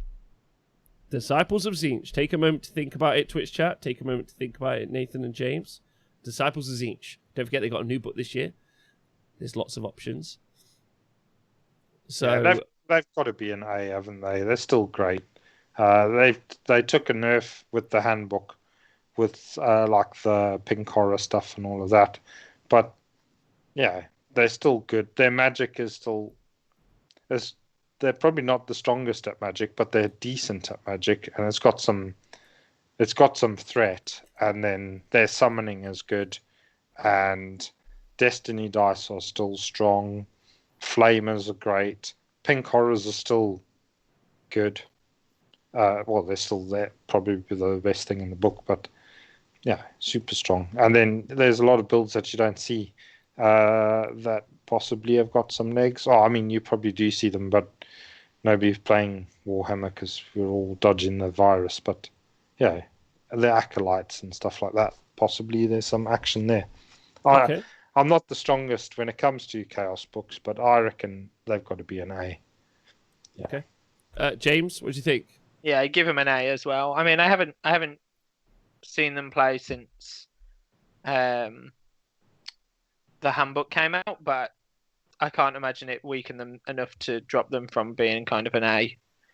I think there's some really, like, if you break out that book, Change Host is still valid, but it's just a little bit more fragile as you can imagine. You also have the ability to do like Host Arcanum Archeon, which is a thing. There's Carrick Acolyte builds, like Nathan said, that no one's really running yet, but can be built. There's some really good utility inside that book, which, a bit like we were saying with Khorne, when you move away from like, I just do LOL flamers, pink horrors, there's still some. Do they have all the utility you need? Maybe not, but like in I'm going to a Teams event, I've got to think about it. Like DOT have got like some real quality that they can put out when they want to. Okay. So you've both given it an A. Interesting. Next up. So everyone's ragging on it. Everyone's saying it's been nerfed to hell. Hedonites of Slaanesh. The HOTS. The HOT. Let me know what you guys think about that. Chat. I still think that book's strong. I think that the problem with that book is it got so much hate when it was released, and it was so like unbelievably strong when it got released. I think I'd probably put it around a C. I think there's a lot there. There's a load of models still in it, but I think there's probably more counters than there used to be to what's in that book, and a lot of things that would disrupt it. So I'd probably put it at a C. I think a good way to look at it would be like, what is the most competitive build you can build out that book? I guess is the real kind of conversation. Not like the book as a whole, I guess, but can you potentially win it? I guess is the win with the book is the real question. Nathan, what do you think? So I think it's still got a really strong summoning mechanic. Still got it's obviously when in its 9 months ago or whatever, it was S tier extraordinaire. But those mechanics have been diluted a bit, but they're still there. The always strikes last mechanic and all of that. They're still incredibly fast, and they've got loads of summoning. And I think with these scenarios, they got good battle line. They've got decent monsters and heroes. I would say I'd put them as an A. I just think in the hands of good player, they're still a proper threat, proper scary. You don't want to play against them, do you? Because they're just fast and in your face and summoning shit all over the place. Yeah, So, I think again, specific shout out to an Archeon build, maybe Lurid Haze Archeon or some of those others. I think there's some techie play. They've still got some great utility units here, in my opinion. But there's some strength in that book. There's not just the powerhouse that it once was in the one particular way that it was. All right, I don't want to hear the answer to this, but I'm going to ask it anyway. They're short, they're powerful, but they do not worship terrible or more order gods. They worship Hashut, and they are bearded warriors covered in armor. They're the Legion of Asgore, and no one can stop them. They are gorgeous. What do you guys think, and what would you rate them? Unranked. No one cares. I mean, it's not really a proper army, but the models that are in that imaginary force are all undercosted. So yeah, they're pretty tasty. I'd give them a B. Are they? Yeah. Okay. All right. I'm giving them an F. Oh wow. Oh wow, James. You're quite polarized, James. You are. You're like either A's or F's. That's where James sits. That's why. If I'm gonna get flamed on Facebook, let them flame me to hell. Okay. All right. Fair enough. I think B might be optimistic. I think CB. They're somewhere between C and B. I mean, those fucking flame things. What are they called again? The Fireglaves. No, the Kadai. Kadai. They're, for their points, are one of the best units out there, I think. And even the dudes, just the standard dudes with their guns, and even the dudes with their shields, they're great. It's true. Nathan's description: that guy with the gun, he's good. Shield lad, he's all right as well. I think their weakness is probably their heroes. Oh, actually, they've got those stupid cow guys. Yeah, they're I think they're a solid tier B army. Yeah. Probably their heroes are the weakness, but their heroes are okay, really. If you think they're a big army, does that just mean no good players have ever used them? Yeah, well, that's true. But who would want to use them anyway? It's silly, imaginary. How dare you? Big shout out to Gabe from the Runax Wargaming. Obviously, he's been doing well with them. Also, Jake LeCure over from Detroit. Those boys, he's been crushing it with those guys as well. So there's a load of us Hashut heroes. I think there's loads of us who shat. Good. Yeah, let's go for that. All right, okay. Nurgle, next up. Nurgle, Magic-In and Nurgle. So don't forget they got some upgrades from the Wrath of the Everchosen book, and they got some points reductions in the GHB. So you can run a Thrice-Fold build, a Blight King build. So what are your thoughts here? Nurgle, everyone. I know there's a lot of people loving them at the minute. But hey, Papa Bean, hope you're well, man. Thanks for being here. Also, get to the... Go on, after you, Nath. Carry on. Get to the chopper. I was just saying, get to the chopper. He was just talking about Archeon in Khorne earlier, and he was like, let's go. And I just wanted to shout out, I know that's an awesome build. So, Archeon, by the way, probably the best big model you can buy at the minute in Age of Sigmar. He's viable in probably every one of the big armies. He's like the tits. Like you can buy him first and then start just adding bits around him. Like it's a great centerpiece model, but it's also really good at the game at the minute. I think they've really nailed his points. Like he's like spot on. Anyway, sorry, Nurgle. It'd be interesting to see actually how Archeon features in a Nurgle army. I don't think I've seen that version, but I bet he's not bad. Nurgle are right, I think. I think they're in a good place. Blight Kings are cheap as chips, aren't they? And decent. I would say they're between B and A, probably leaning towards... I don't know, it's hard to say. I'll go with... if you look at the majority of players, you're probably looking at a 3-2, so B. But if you got them in the hands of a good player, I think you could get them up to an A. You could push A quite easily. So I'm going to go with B, though, because we're talking about the majority. Okay. What do you think, James? I'm going to give him an A, because I think all I'm going to see for the next year is Blight Kings. I think that's also true. I'd also like to say the comparison between Archeon and Nagash, I think, is an interesting one, but this is how I imagine it. On the tabletop, at least. Archeon is better because of the units that surround Archeon, like the buffs that make Archeon better, whereas it kind of works differently, where Nagash buffs the army he's in, which, like, it's kind of you wind up Archeon and you throw him at stuff, whereas Nagash supports everyone around him. It's a very small difference, but I think it's an on-point difference between the two, in my head anyway. All right, next up, you have Slaves to Darkness. Slaves to Darkness, STD, the home of the Marauders, and, most importantly, in case you forget it, Bell to the Core. a French demon prince who was thrown into the warp because they I can't think of anything. I don't like the French. I'm just going to say it. So anyway, Nathan. Just because they didn't like him. Yeah, Slaves to Darkness. I think they've got some interesting tools, and they've obviously got those few units that are better than others, like the Marauders and Be'lakor, and that spell, the Demon Drift spell, is it? The one that burns through loads of stuff. I'm going to give them a C. I reckon. C? Yeah. I think they're all right. C. James, what do you think? You're my probably army more got experienced. absolutely ruined by With the General's STDs.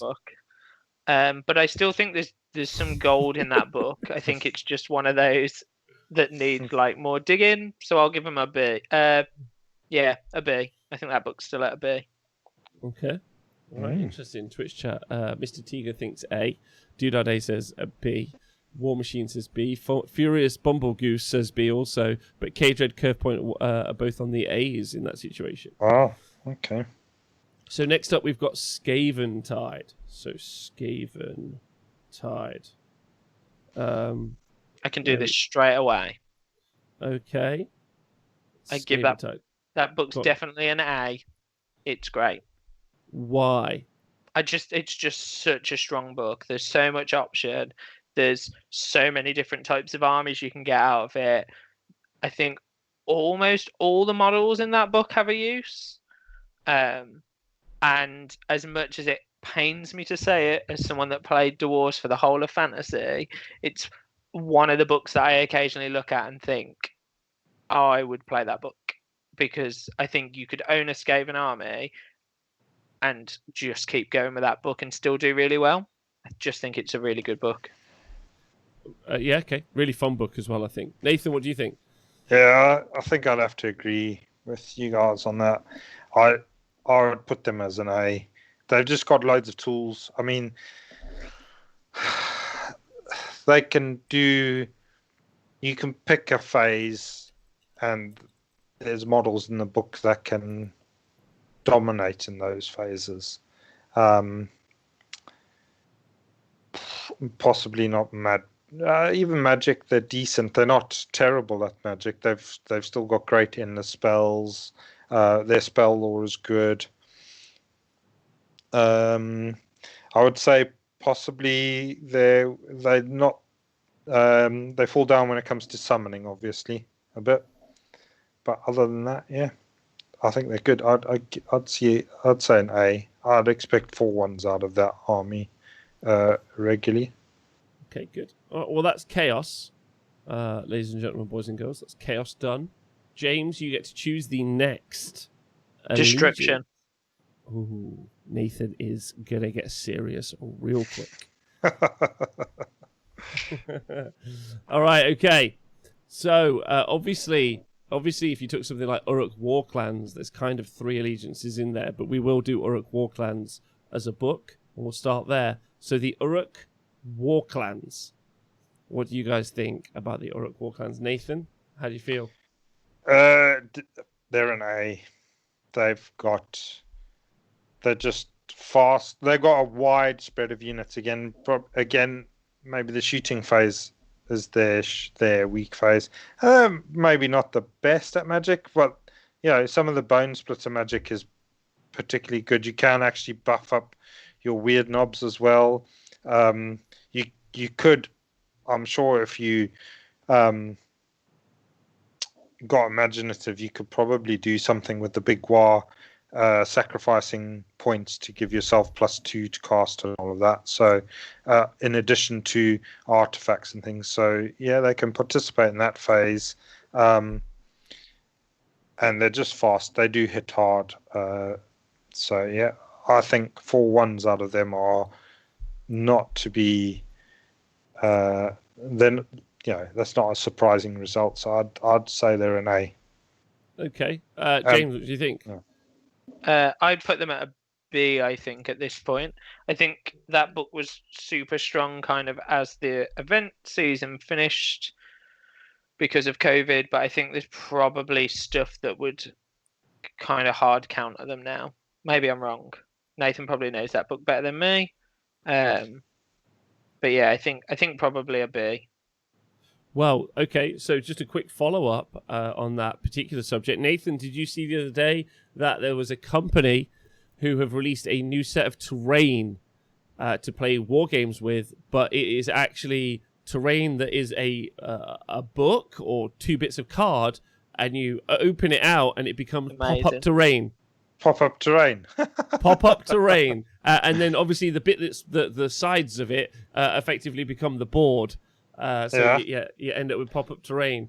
I thought there's no real reason why I thought of pop-up terrain when just Brooks, but what do you think of that? Happy? Like the idea of that being in Age of Sigmar? That'd be fun. What, having pop-up terrain? Yeah. Yeah. I guess for a pop-up event, you could have some pop-up terrain. Oh my god, that's in, all the in rage. the pop-up cycle lane, having a good time. Yeah.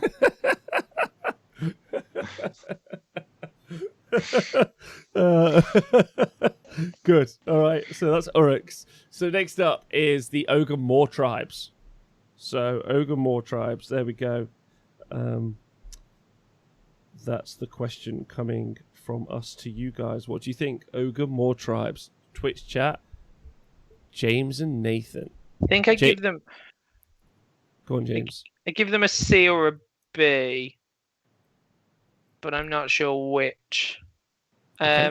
I think there was some strong stuff in that. I think they've probably lost ethereal chargy boys, haven't they? I'm gonna go with C. I think they've probably lost some of their tricks with losing loads of artifacts. I might be wrong. All right. Nathan? I like the book a lot. And although I've not really been interested in, that's like the part of the destruction book that was probably appealed to me the least. The more I've played against it, and I've actually had a small game using some of it, borrowing somebody's army, and had a 1,000-point game with it. Oh my god! They were really fun to play with, and I think a lot of the units in the book are useful. The bulls, the iron guts, Mournfang are great. I used Mournfang in my game, and I just thought they were really good. And then obviously everybody's on about the Stonehorns, which are still solid. And I think there's actually a couple of artifacts in the book itself which are pretty good. So I know they've lost ethereal, but I do think that just means that they now have to use their own artifacts, and I think there's some decent ones there. So I'm going to go with B for them. I think they're pretty. I think they're a good book. They don't rely too much on. I just think the scrolls. Each scroll is pretty solid in itself. It doesn't need a load of buffs, but the buffs that you do get add to it as well. So, yeah, I like the book a lot, so I'll give it a B. Okay, B. Yeah. All right, fair one. Twitch chat. I wonder what you guys think. So that's then obviously we need to talk about Gloomspite Gits.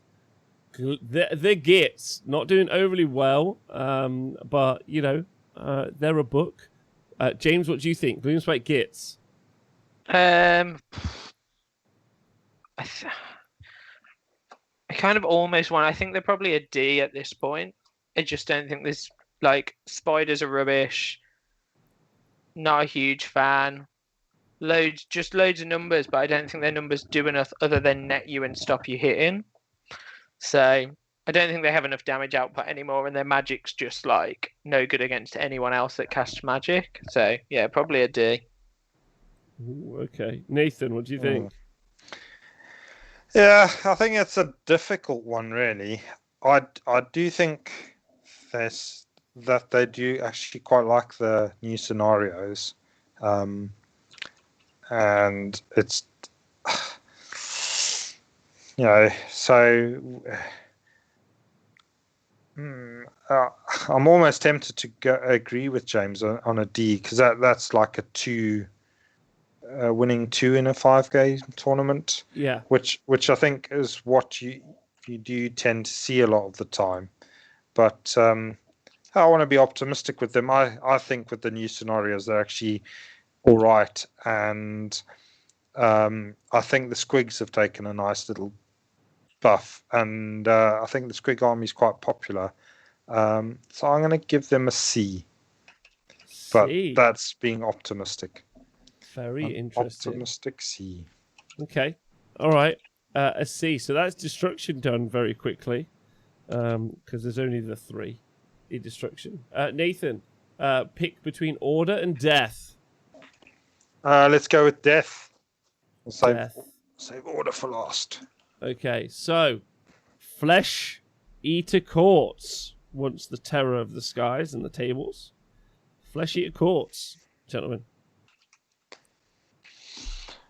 I like Flesh Eater Courts still. Got some great monsters, great characters. Also got summoning, don't they? I mean, it's not... So it doesn't happen throughout the game, though. It's just at the beginning of the game. Normally, isn't it? Or it can happen, but it can happen later. Limited, I think, more than a lot of other summoning. And it's probably built into the point somewhat, you would like to think, maybe. Who knows? But they do have decent monsters, decent heroes, really good heroes, some interesting spells. Have they lost out with the loss of the realm artifacts? Possibly. I'm not really clued up on the Flesh Eater artifacts. They've got some okay ones. Like they've got one that's -1 to hit. So that's pretty positive. Like that they have some decent-ish. Like they just can't pick and choose, which is, I think everyone's in the same boat on that situation. Yeah. So I think you're quite easily going to get a 3-2 or a 4-1. So you're sort of in between that zone there, B, C, and I'll go with a C for them. Although I do think Bs are quite easy to get as well. So okay, James, what do you think? I'd probably go with a C as well. I think they're probably still really strong, and I think they'll play really well. But I think then into certain matchups they just tank now. So I'll give them a C as well. I think they're probably in that nice middle ground. I mean, I've just put Gits at C, haven't I? So I'm going to upgrade mine to B. Yeah. Okay. Because I do think they're probably a bit stronger than Gits. All right. Okay. Good. So next up, Night Haunt. The ghosts that won't quit, because they're ghosts. It's basically the whole point about ghosts. They won't quit. Like, otherwise they'd go wherever they're meant to go. So the ghosts. Okay. Night Haunt. How do you feel about the Night Haunt? Probably. I put Night Haunt at a C. I think as the meta's kind of changed, I think they've probably got better. I think some of their synergies work quite well. We've seen them played quite well by particular players in particular areas. I think I put them at a C. I think being ethereal makes them really strong as well. Being one of the armies that kind of just has that flat across the board makes them viable. I think I give them a C. Yeah, I quite like them in the new in this with the way that the meta seems to be going. The fact that they don't have to start on the board. Half the army can ambush. They can fly, and they're ethereal. I think are all pretty strong bonuses. And then and rolling that 10 plus or whatever it is on the charge can certainly throw a spanner in the works on a lot of people, because that means they fight in the charge phase. So that is quite interesting, because you would pick the order on that, wouldn't you? So you could stab those people that want to stand and shoot, or those other people that got interesting shenanigans. It does rely on you rolling 10 pluses though. It does. I'll give them a C as well. I think they've got a bit stronger. Yeah. Okay, so you're giving them C? C, yeah. Okay, all right. Okay, so next up is Grand Host of Nagash. So this is Legions of Nagash, and its accompanying sub-factions like Legions of the Night and Legion of Blood and Legion of Sacrament, which are sub-factions of the Legion of Nagash. Yeah. So Legion of Nagash book, LON. What do you think of this? It's such a big book. Again, there's quite a wide variety. They've got that summoning a unit back, haven't they? Although it does mean that your general has to stay alive, which is maybe less of a thing these days. Yeah. But I think it's still a good book. I'm going to give it a B. Okay. James, what do you think? I don't think that book's that good anymore. I think I'd put it at a D. I think the points changes that came with OBR made two of the better characters worse, and I still think taking Curse of Years out was one of the worst things Games Workshop ever did. So I'll give it a D. Wow. Okay. I think you're both very wrong. I think it's an A army. I'd just like you to know that. No, we don't want your opinion. Sorry. Go back on Facebook it and could read be an A that.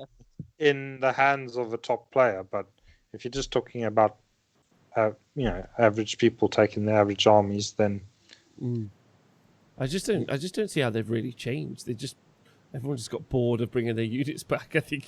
Well, maybe it's that. Maybe we're all bored of that. Yeah, you lost the ethereal. That's a thing. That is a thing. I'll admit that at least. Yeah. Okay. And the stacking of ward saves as well, and that sort of stuff. That's true. That's hurt them a little bit. And the fact that you're general, you've got to be careful. You're general these days. But it's general, isn't it? So, hello? Yeah. So, yeah, there's a few builds where you can hide your general. So you can ambush with some of them as well. But yeah, I think definitely a B. In the hands of a good player, obviously, you can see them winning tournaments still. I think maybe. Okay, so last up, Bone Reapers. Big nerf GHB. Big nerf GHB. Do you think that's actually affected them at all? Where are they at? Bone Reapers. Popular army. Where is it at? That's the question. Are you running for Gothazar Harvesters, or are you not? Probably not, because no one would do that. That's the real question. So I don't think I've paid enough attention to OBR since the handbook, because I think they're one of the most boring armies I've ever looked at or played against. I don't agree with that, but okay. Apologies to anyone that likes them. I just think for me they're just really boring. But I don't like most of the Death armies. I don't think are exciting to look at. Mm-hmm. And that is just personal opinion. So I would have thought there was still about an A. I think I'm going to go with that. All right. Yeah, Nathan. I think they were sort of borderline S tier, weren't they? At one stage, that Petrifex has obviously dropped back a bit, but the catapults are still great. Still so good. The horse guys are pretty sweet. Yeah, I like them. I think. I think they're strong, and I think people can quite easily aim for a 4-1 with them. So I'll give them an A as well. Okay. So an A as well. All right. Big shout out to the Staliart Lord Nagash, which I think is a big pick at the minute. So tempted to get that army, like find some sort of model horse, skeletonize it up, and have Nagash riding it in what would be the most fun. But anyway, that'd be a big horse. But it would look awesome, right? Anyway, so that's Death, and now we're on to the final faction. They said it couldn't be done, but here it is. Order. And the first one is the humans. The humans of the mortal realms trying to keep it real, even though everyone's trying to kill them. It's the Cities of Sigmar. What do you stop think, the James? humans. That's the dwarves of the mortal realms. Well, there's also dwarves there. It's mainly the dwarves and a few humans. There are also some elves, Nath. Fuck those guys. No, they're in it. You can't stop trying to apartheid the cities of Sigmar. Yeah, You started it. You and your humans. That's true. That's true. Human That's district. my fault. But yeah, human district. I apologize. So, cities of Sigmar. What do you guys think of cities of Sigmar? I think that's a really good book. There's loads of models in it. There's loads of builds in it. There's loads of excitement for it, but I think again that's one of those ones that, as time's gone, has been pushed back from and I think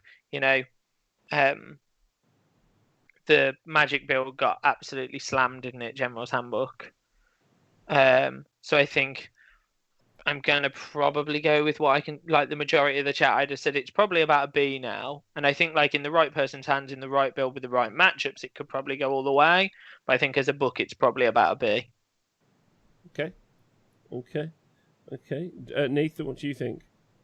Yeah, I think if you're going to take a competitive build, you'd be quite happy with a 4-1 in this. And yeah, obviously it can win tournaments as well. So there are a lot of competitive builds in there as well. And I mean, there's a lot of crap builds as well, but there's enough competitive builds in there for me to say 4-1, so an A.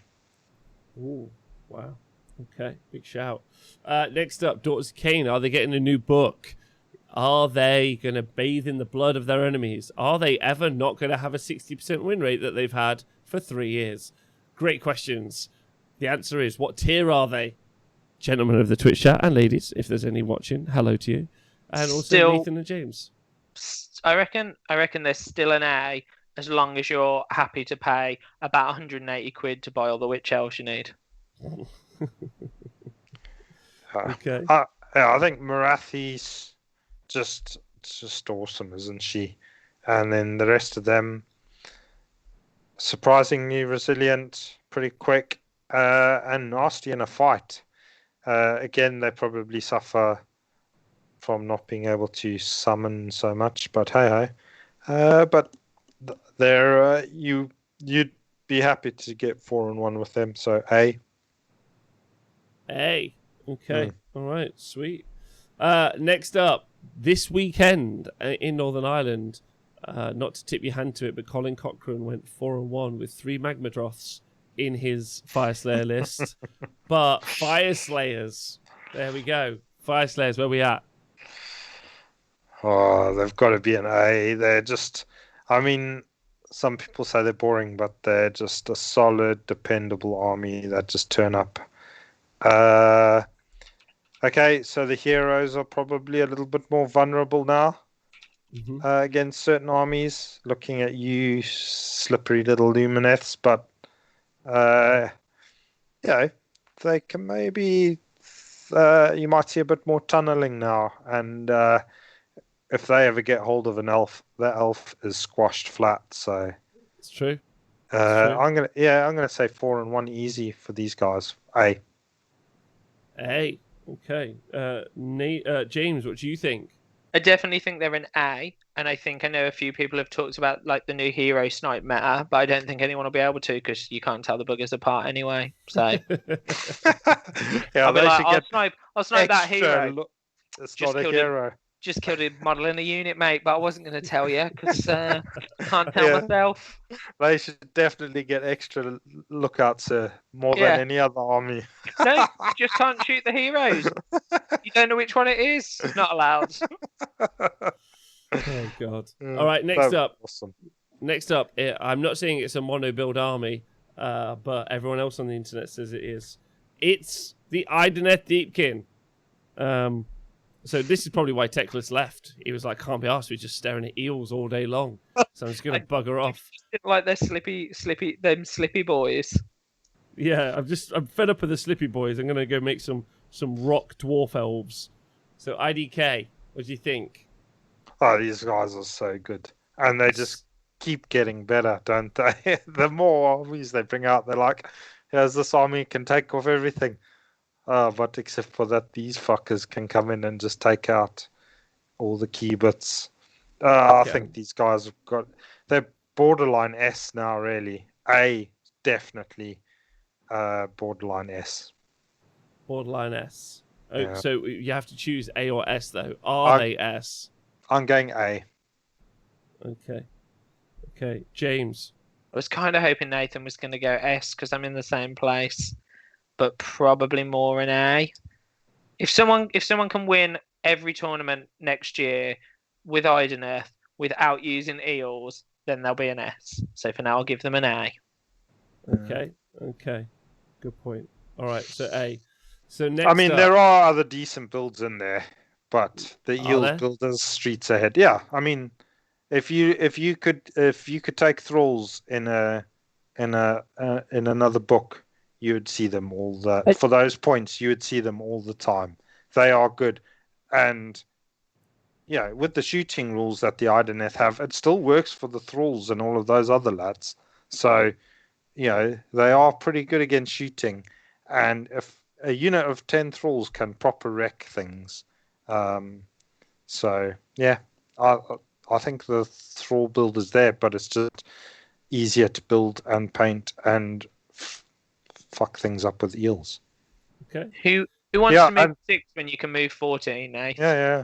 You can still ambush with thralls and take stuff off, charge gazillion miles and wreck face, and then you've got bodies in there. So but you can just do it with 3, units of eels. The MSU eel build is proper scary at the moment.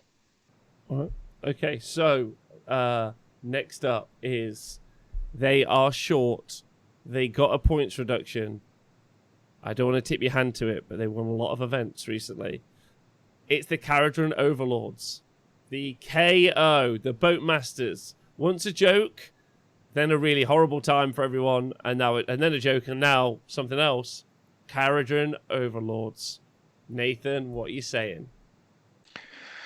Oh, they're good. I mean, they are. You can make a mistake with them and get fucked up, big time. But they're one of the most mobile armies, aren't they? If maybe the most mobile army. And although their shooting is not extraordinarily, not the extraordinary stuff that it was before, it's still pretty good. So they obviously, combat is not as forte of theirs at all, really. And no, nothing like summoning, and magic is not anything they do. But I think just with their mobility, that proper brings them up. I'd say A. Okay. It's going to be B or A, and I'm going to go with A at the moment. James, what do you think? Well, I was in the same place as Nathan, so I'm going to go the other way this time and go for a B, because I think one of the negatives to KO is that what people sometimes forget is we still play a dice game, and I don't think KO have the ability to roll enough dice sometimes. So I watched a game the other day, and I watched someone play one of the boat builds, and they rolled, I think in one round of shooting, rolled 14 ones, which I know is very unlikely, but happens. And I think when you're only getting 14 shots, will be the damage high. It's not enough, so I'll B for me. Oof. And Nathan, did you give it an A? Yeah, I'll give it an A. I think 4-1. I mean, probably 3-2, 4-1, but I'll go with 4-1. So A. Yeah. I just like everyone to know who's listening. Definitely an A, maybe an S for me. I'm just throwing that in there. Yep. Like, no one cares, Rob. This is me and Nathan reviewing. Well, can I just give you some? Can I give you some current information? They've won in the past 3 weeks. They've won 3 tournaments, and each one of them has been a different build. A Ziflin list, a Mornar list, and then this weekend there was an Urbaz list. Was it Urbaz? I think it was Urbaz. So it's just crazy. Yeah, but they're all in rebreather suits, so they're not getting COVID, so they're not bothered. That's true. That's true. Sorry, Dave, what are you saying? Well, I think the Aether Gold thing that they do, being able to buy triumphs is really good, and Yeah, that's good that you see Urbaz there, because I do think that's a strong port. Getting the extra 8th gold is really good. I thought most people go for Ziflin because that's the most obvious. So that's interesting that there's a Mornar one there as well. Yeah, there's actually good. you can listen to that back as a podcast. That was Tubby from the Notorious. Oh yeah, Notorious Age of Sigmar. Yeah, we did a whole show on it at the start of the 12-hour stream on Saturday, and it's totally worth listening to. Yes. Really good. Cool. But I haven't put it up as a podcast yet. I'll do it in a moment. Cool. So guess KO. Next up, James. Yours and Dispossessed Dan's favorite army. It's the Lumineth Realm Lords. LRL. What are you saying so far? I don't think I'd do them justice at the minute, because every time I play them, I forget every rule. But I think with learning and the mechanics in there, they're definitely an A. Okay. I think. An A. All right. So, Nath, what do you think? Yeah, I mean, obviously, we're not really getting much chance to see them in action, but I think they've got the bows are scary. Teclis is a pretty scary guy. The fact that they're all wizards is a bit bonkers. I can't wait to get Gordrak in the middle of one of their armies. They're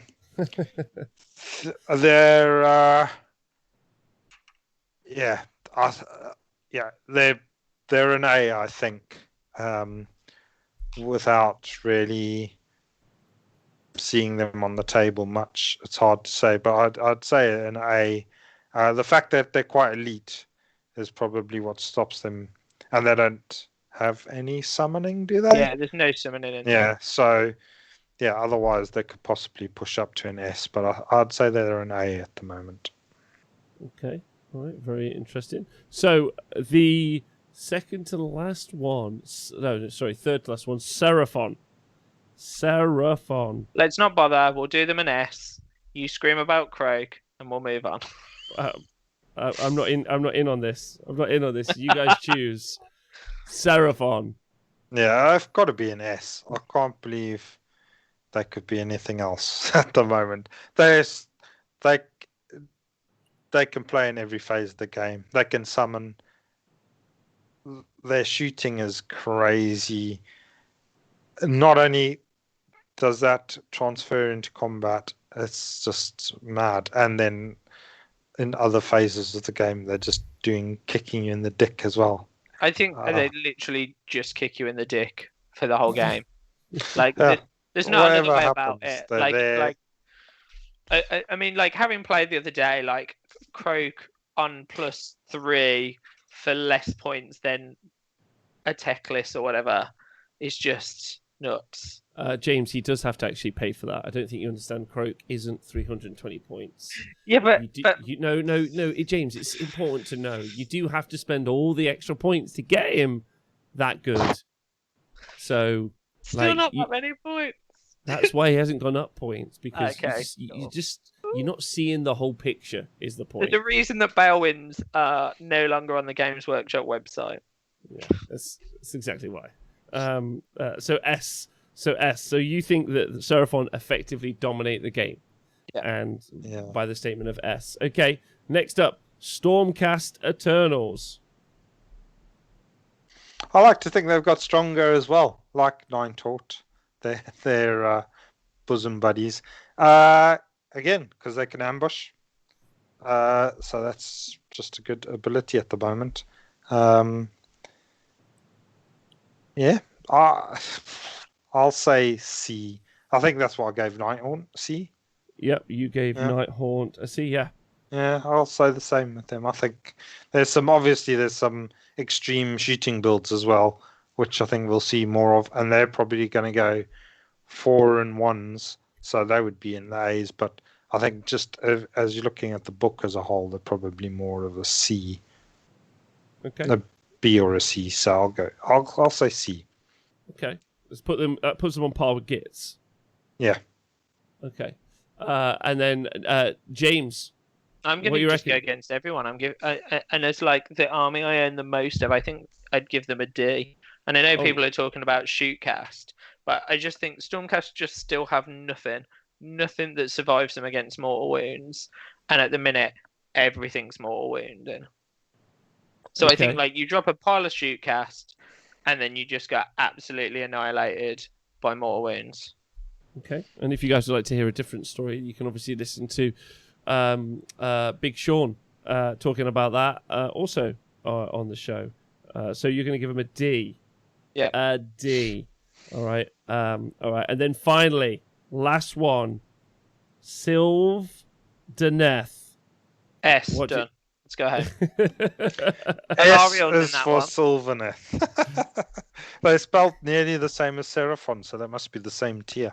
Yeah. They both begin with S. No, they're proper. I don't know. I don't think I've ever seen them fight. And all I've heard about them is that they're proper crap. Where did I put Core? F. I'll give Sylvaneth E, just to really trigger the Corton players. Yeah, I think it sounds like an army where you'd be lucky to get 1 or 2 wins. So you're probably looking at E or F. I'll say E because you should hopefully get 1 win against that other Sylvaneth army. James, what are you doing? I'm giving them an E because it's 1 above where I put Corn. Okay. All right. Worst army. They are where they need to be. They're too wooden. Okay. Just to retouch on the Shootcast, I actually think that they're a phenomenal build, and they're definitely in that kind of A category. But hard to play. So more likely to drop down. But I think you can. There's a lot in that Shootcast build, and they get a lot of choosing. But anyway. All right, so I'm just going to do a recap for you guys if you fancy. Yeah. See Nathan, this is you. You've put Cerapon at S.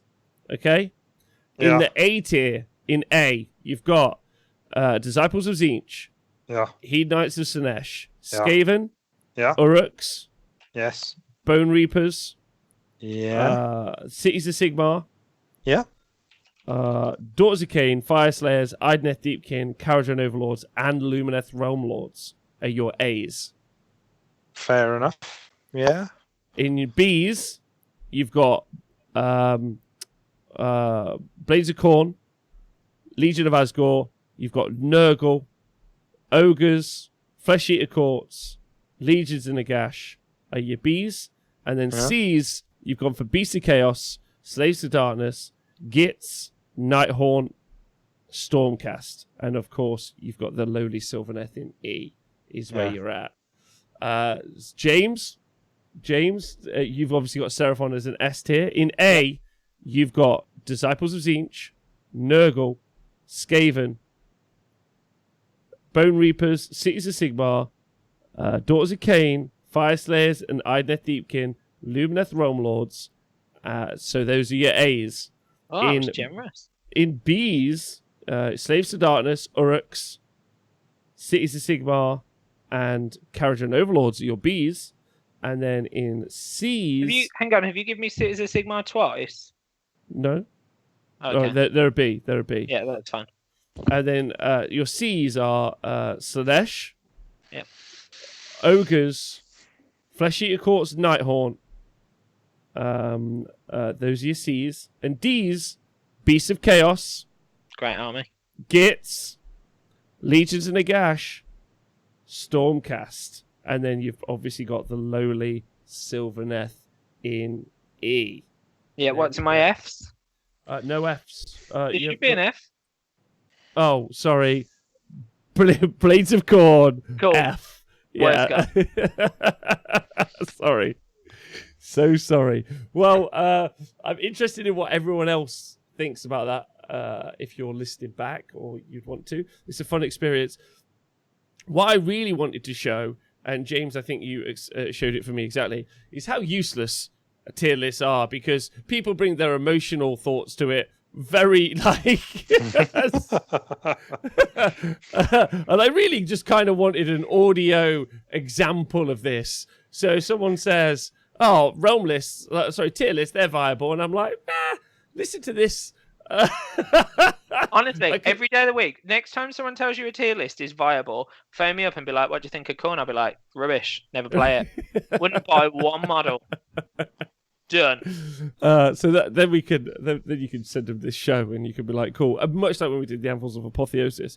I think the problem is there's so many variables. It's hard, and it's also like you said, like what are you really tiering? You're tiering the best list in the book, or are you tiering the whole book? There's so much that you can do to break this out. But I loved hearing your guys' thoughts on it. It was very nice to not hear my own thoughts for once. Because talking to myself gets boring after a while, I'm not going to lie. And I hope everyone who's joined us live has enjoyed it, because I've loved listening to Nathan and James talk about this. So thank you very much to both of you for doing it. I really do. Do you think that there's anything there? Do you think it's helped you? Do you think it's helped you think about it more or not? Yeah, I mean, obviously it makes you stop and think, and you think, oh, there's this book that's dominated by one or two lists, and then there's other books like the Skaven book, which are just, you've got loads of lists, and sometimes that actually might make it more difficult to choose, because there's not like an obvious list that everybody's like, oh, just take loads of stupid bow and arrow people and shoot the hell out of people from 30 inches away with mortal wounds. So it makes you look at the books and think, some of the books are lopsided, and if people are going to just take a spread of things from the book, then they're probably going to be at a disadvantage, whereas other books, whereas if you take a spread of things, you might be able to conjure up a decent enough game. But yeah, I guess that's the same with most of the books, actually, is the stronger lists are heavily skewed one way or the other, aren't they? So yeah, they are definitely. It's maybe a little bit sad that you don't see lists which are more all-rounder type lists doing as well as ones that are heavily skewed and then just really lay down the beat stick in a certain phase or couple of phases, which knocks the stuffing out of whatever they're up against, and they don't have a chance back from there. I think that's fair. James, you got any thoughts? I think sometimes just talking about armies and thinking about what's in them and when you've played them. So like as I talk through some of those armies I've never owned. So I think as you talk through things, you think about them. I think it's been a lot harder this year being like, if I'm open, like being involved in Warhammer, and not in the way of painting and building and talking about it, but in the way of actually feeling like you're in touch with the game. I know we joked about it earlier, me and Nathan never doing our homework, but I think like not being able to go away every weekend and play, or see people every weekend and play. I think last year I did at least one event a month that I played, and probably one event most months that we went and commentated on. Mm-hmm. So from 2 events a month last year to no events for probably almost 6 months this year, it makes a big difference. So I think it's interesting talking about things and then suddenly kind of get into some of those books and being like, oh, do you know what? I haven't even looked at OBR or Flesh Eaters since all the points changes to the General's Handbook. Whereas last year I'd have been like, cool, I'll just look at my own army, I'll go to an event, I'll see what's happened and find out there. And I don't think we've had that. So I think, well, for me, it was quite nice to talk about it and that sort of thing. But hopefully it helps other people as well. Yeah, it's really good. Also, really good refresher course. Like, for instance, if you guys were going to commentate on a tournament anytime soon, really helpful to do that as well. So, good eggs there. That helps. which is positive. Anyway, well, it's been a pleasure talking to you both. I'd like to know what you guys are going to be doing this week, if you're doing any Warhammering in a minute. I'd like to say thank you to everyone in the chat as well, and also to my Hydro homies in the podcast. That's right. Stay hydrated, Hydro homies. You'll get all your podcasts up soon. And thank you to everyone on the Honest Wargaming Patreon. Couldn't do it without you. Big shout out to the Patreons and my latest Patreon, who has just joined, which is Mr. Thomas Hamilton. Thank you very much. I assume that the play or musical is after you. But big shout out to the Twitch chat. You guys are the real heroes hanging out with us. You going to do any Warhammer this week, you two? Or you got any shout outs you want to do? I was considering if Thomas Hamilton is now into the Warhammer, maybe I could get a game off of him. We could make it a duel, maybe, and see how that fares for you. We'll have a duel. I have got a game. So the NWA are sort of my closest club at the moment. So I've got a game tomorrow night against Keith at the NWA in Keith. Nuneaton. Yeah. So that'll be cool. I'll probably roll out my Tempest Eye again. So yeah, that's me. And then obviously I'm down at the Super Series HQ doing some so close to getting the name. So close to getting the name. I really appreciate. Name? No, I appreciate that you tried. That like you were almost spot on. Banged it. Yes, what's it called? The T-Sports Arena, maybe? It doesn't have to be. Like, no. We can just call it whatever you liked. What do you want to call it? I'm going to go to that place across the road from Subway and do some work. That's the best place. James, what do you think? What, for the name or what am I doing this week? Oh, both, I guess. For the name, I think you should call it Rob's Hovel, because that'd be funnier. Okay. And it'll trigger you, which, I like to do. You would never have noticed. Which I could definitely tell from the okay. And then for this week, I'm playing Warcry tomorrow, and that's as far as I've got this week. Warcry? Holy hand grenades, Batman. That sounds great. Liam Jordan asks how much are the naming rights for the arena? Put football stadiums do it. We are actually in conversations with someone about that right now. So expect the T-Sports Arena sponsored by, I'd like to say Barclaycard, but it's probably going to be Abdul's Takeaway down the road. But either way, it'll be sponsored by someone, which should be good. Cool. Okay, enjoy Warcry. Big shout out to Have you got any plans this week for the bud. So the team announcements go out this week. So obviously we've got Genesis. So we've got Genesis coming up. But some people don't know who the teams are. I obviously know who the teams are. So I'm going to start putting the team announcement videos out. So they've been voiced by Budtastic Guy, designed by Tom, who does the art. I've just been creating the videos, which has been fun. So I've been enjoying putting those together. We're trying to do sportsy, but also just make it fun. So Bud's been doing some jokes with them. So we'll see how they land. It's also funny because Bud's Canadian. So he's like, from Derbyshire. He just doesn't know any of the right words, which makes it better. I really do think that. He probably says it right, and you've been saying it wrong all this while. My favourite is when you see a band in Birmingham and they're like, Birmingham! Yeah. I hope someone from Birmingham's in one of the teams. Maybe. There's someone from Cheshire. He's like, Cheshire! I'm like, okay. But he hasn't voiced them all yet, but he will have done soon. So the OnlyFans T-Sports Arena is the obvious answer. T-Sports Arena sponsored by OnlyFans. So... Fuck. Yeah. Anyway, listen, it's been lovely talking to you all. Hydro homies, big love to you. Stay hydrated. Patreon princes, thank you very much for being one of those guys, and thank you to the Twitch and the hydration boys. Twats. No, not that.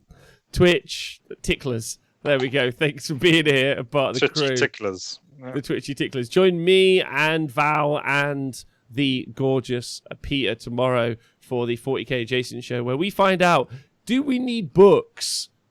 Do we need books to bring our own terrain? Or could we just not do that? That's the real question. Find out tomorrow on the 40k show. Thanks, everyone. See you soon. Have a great day.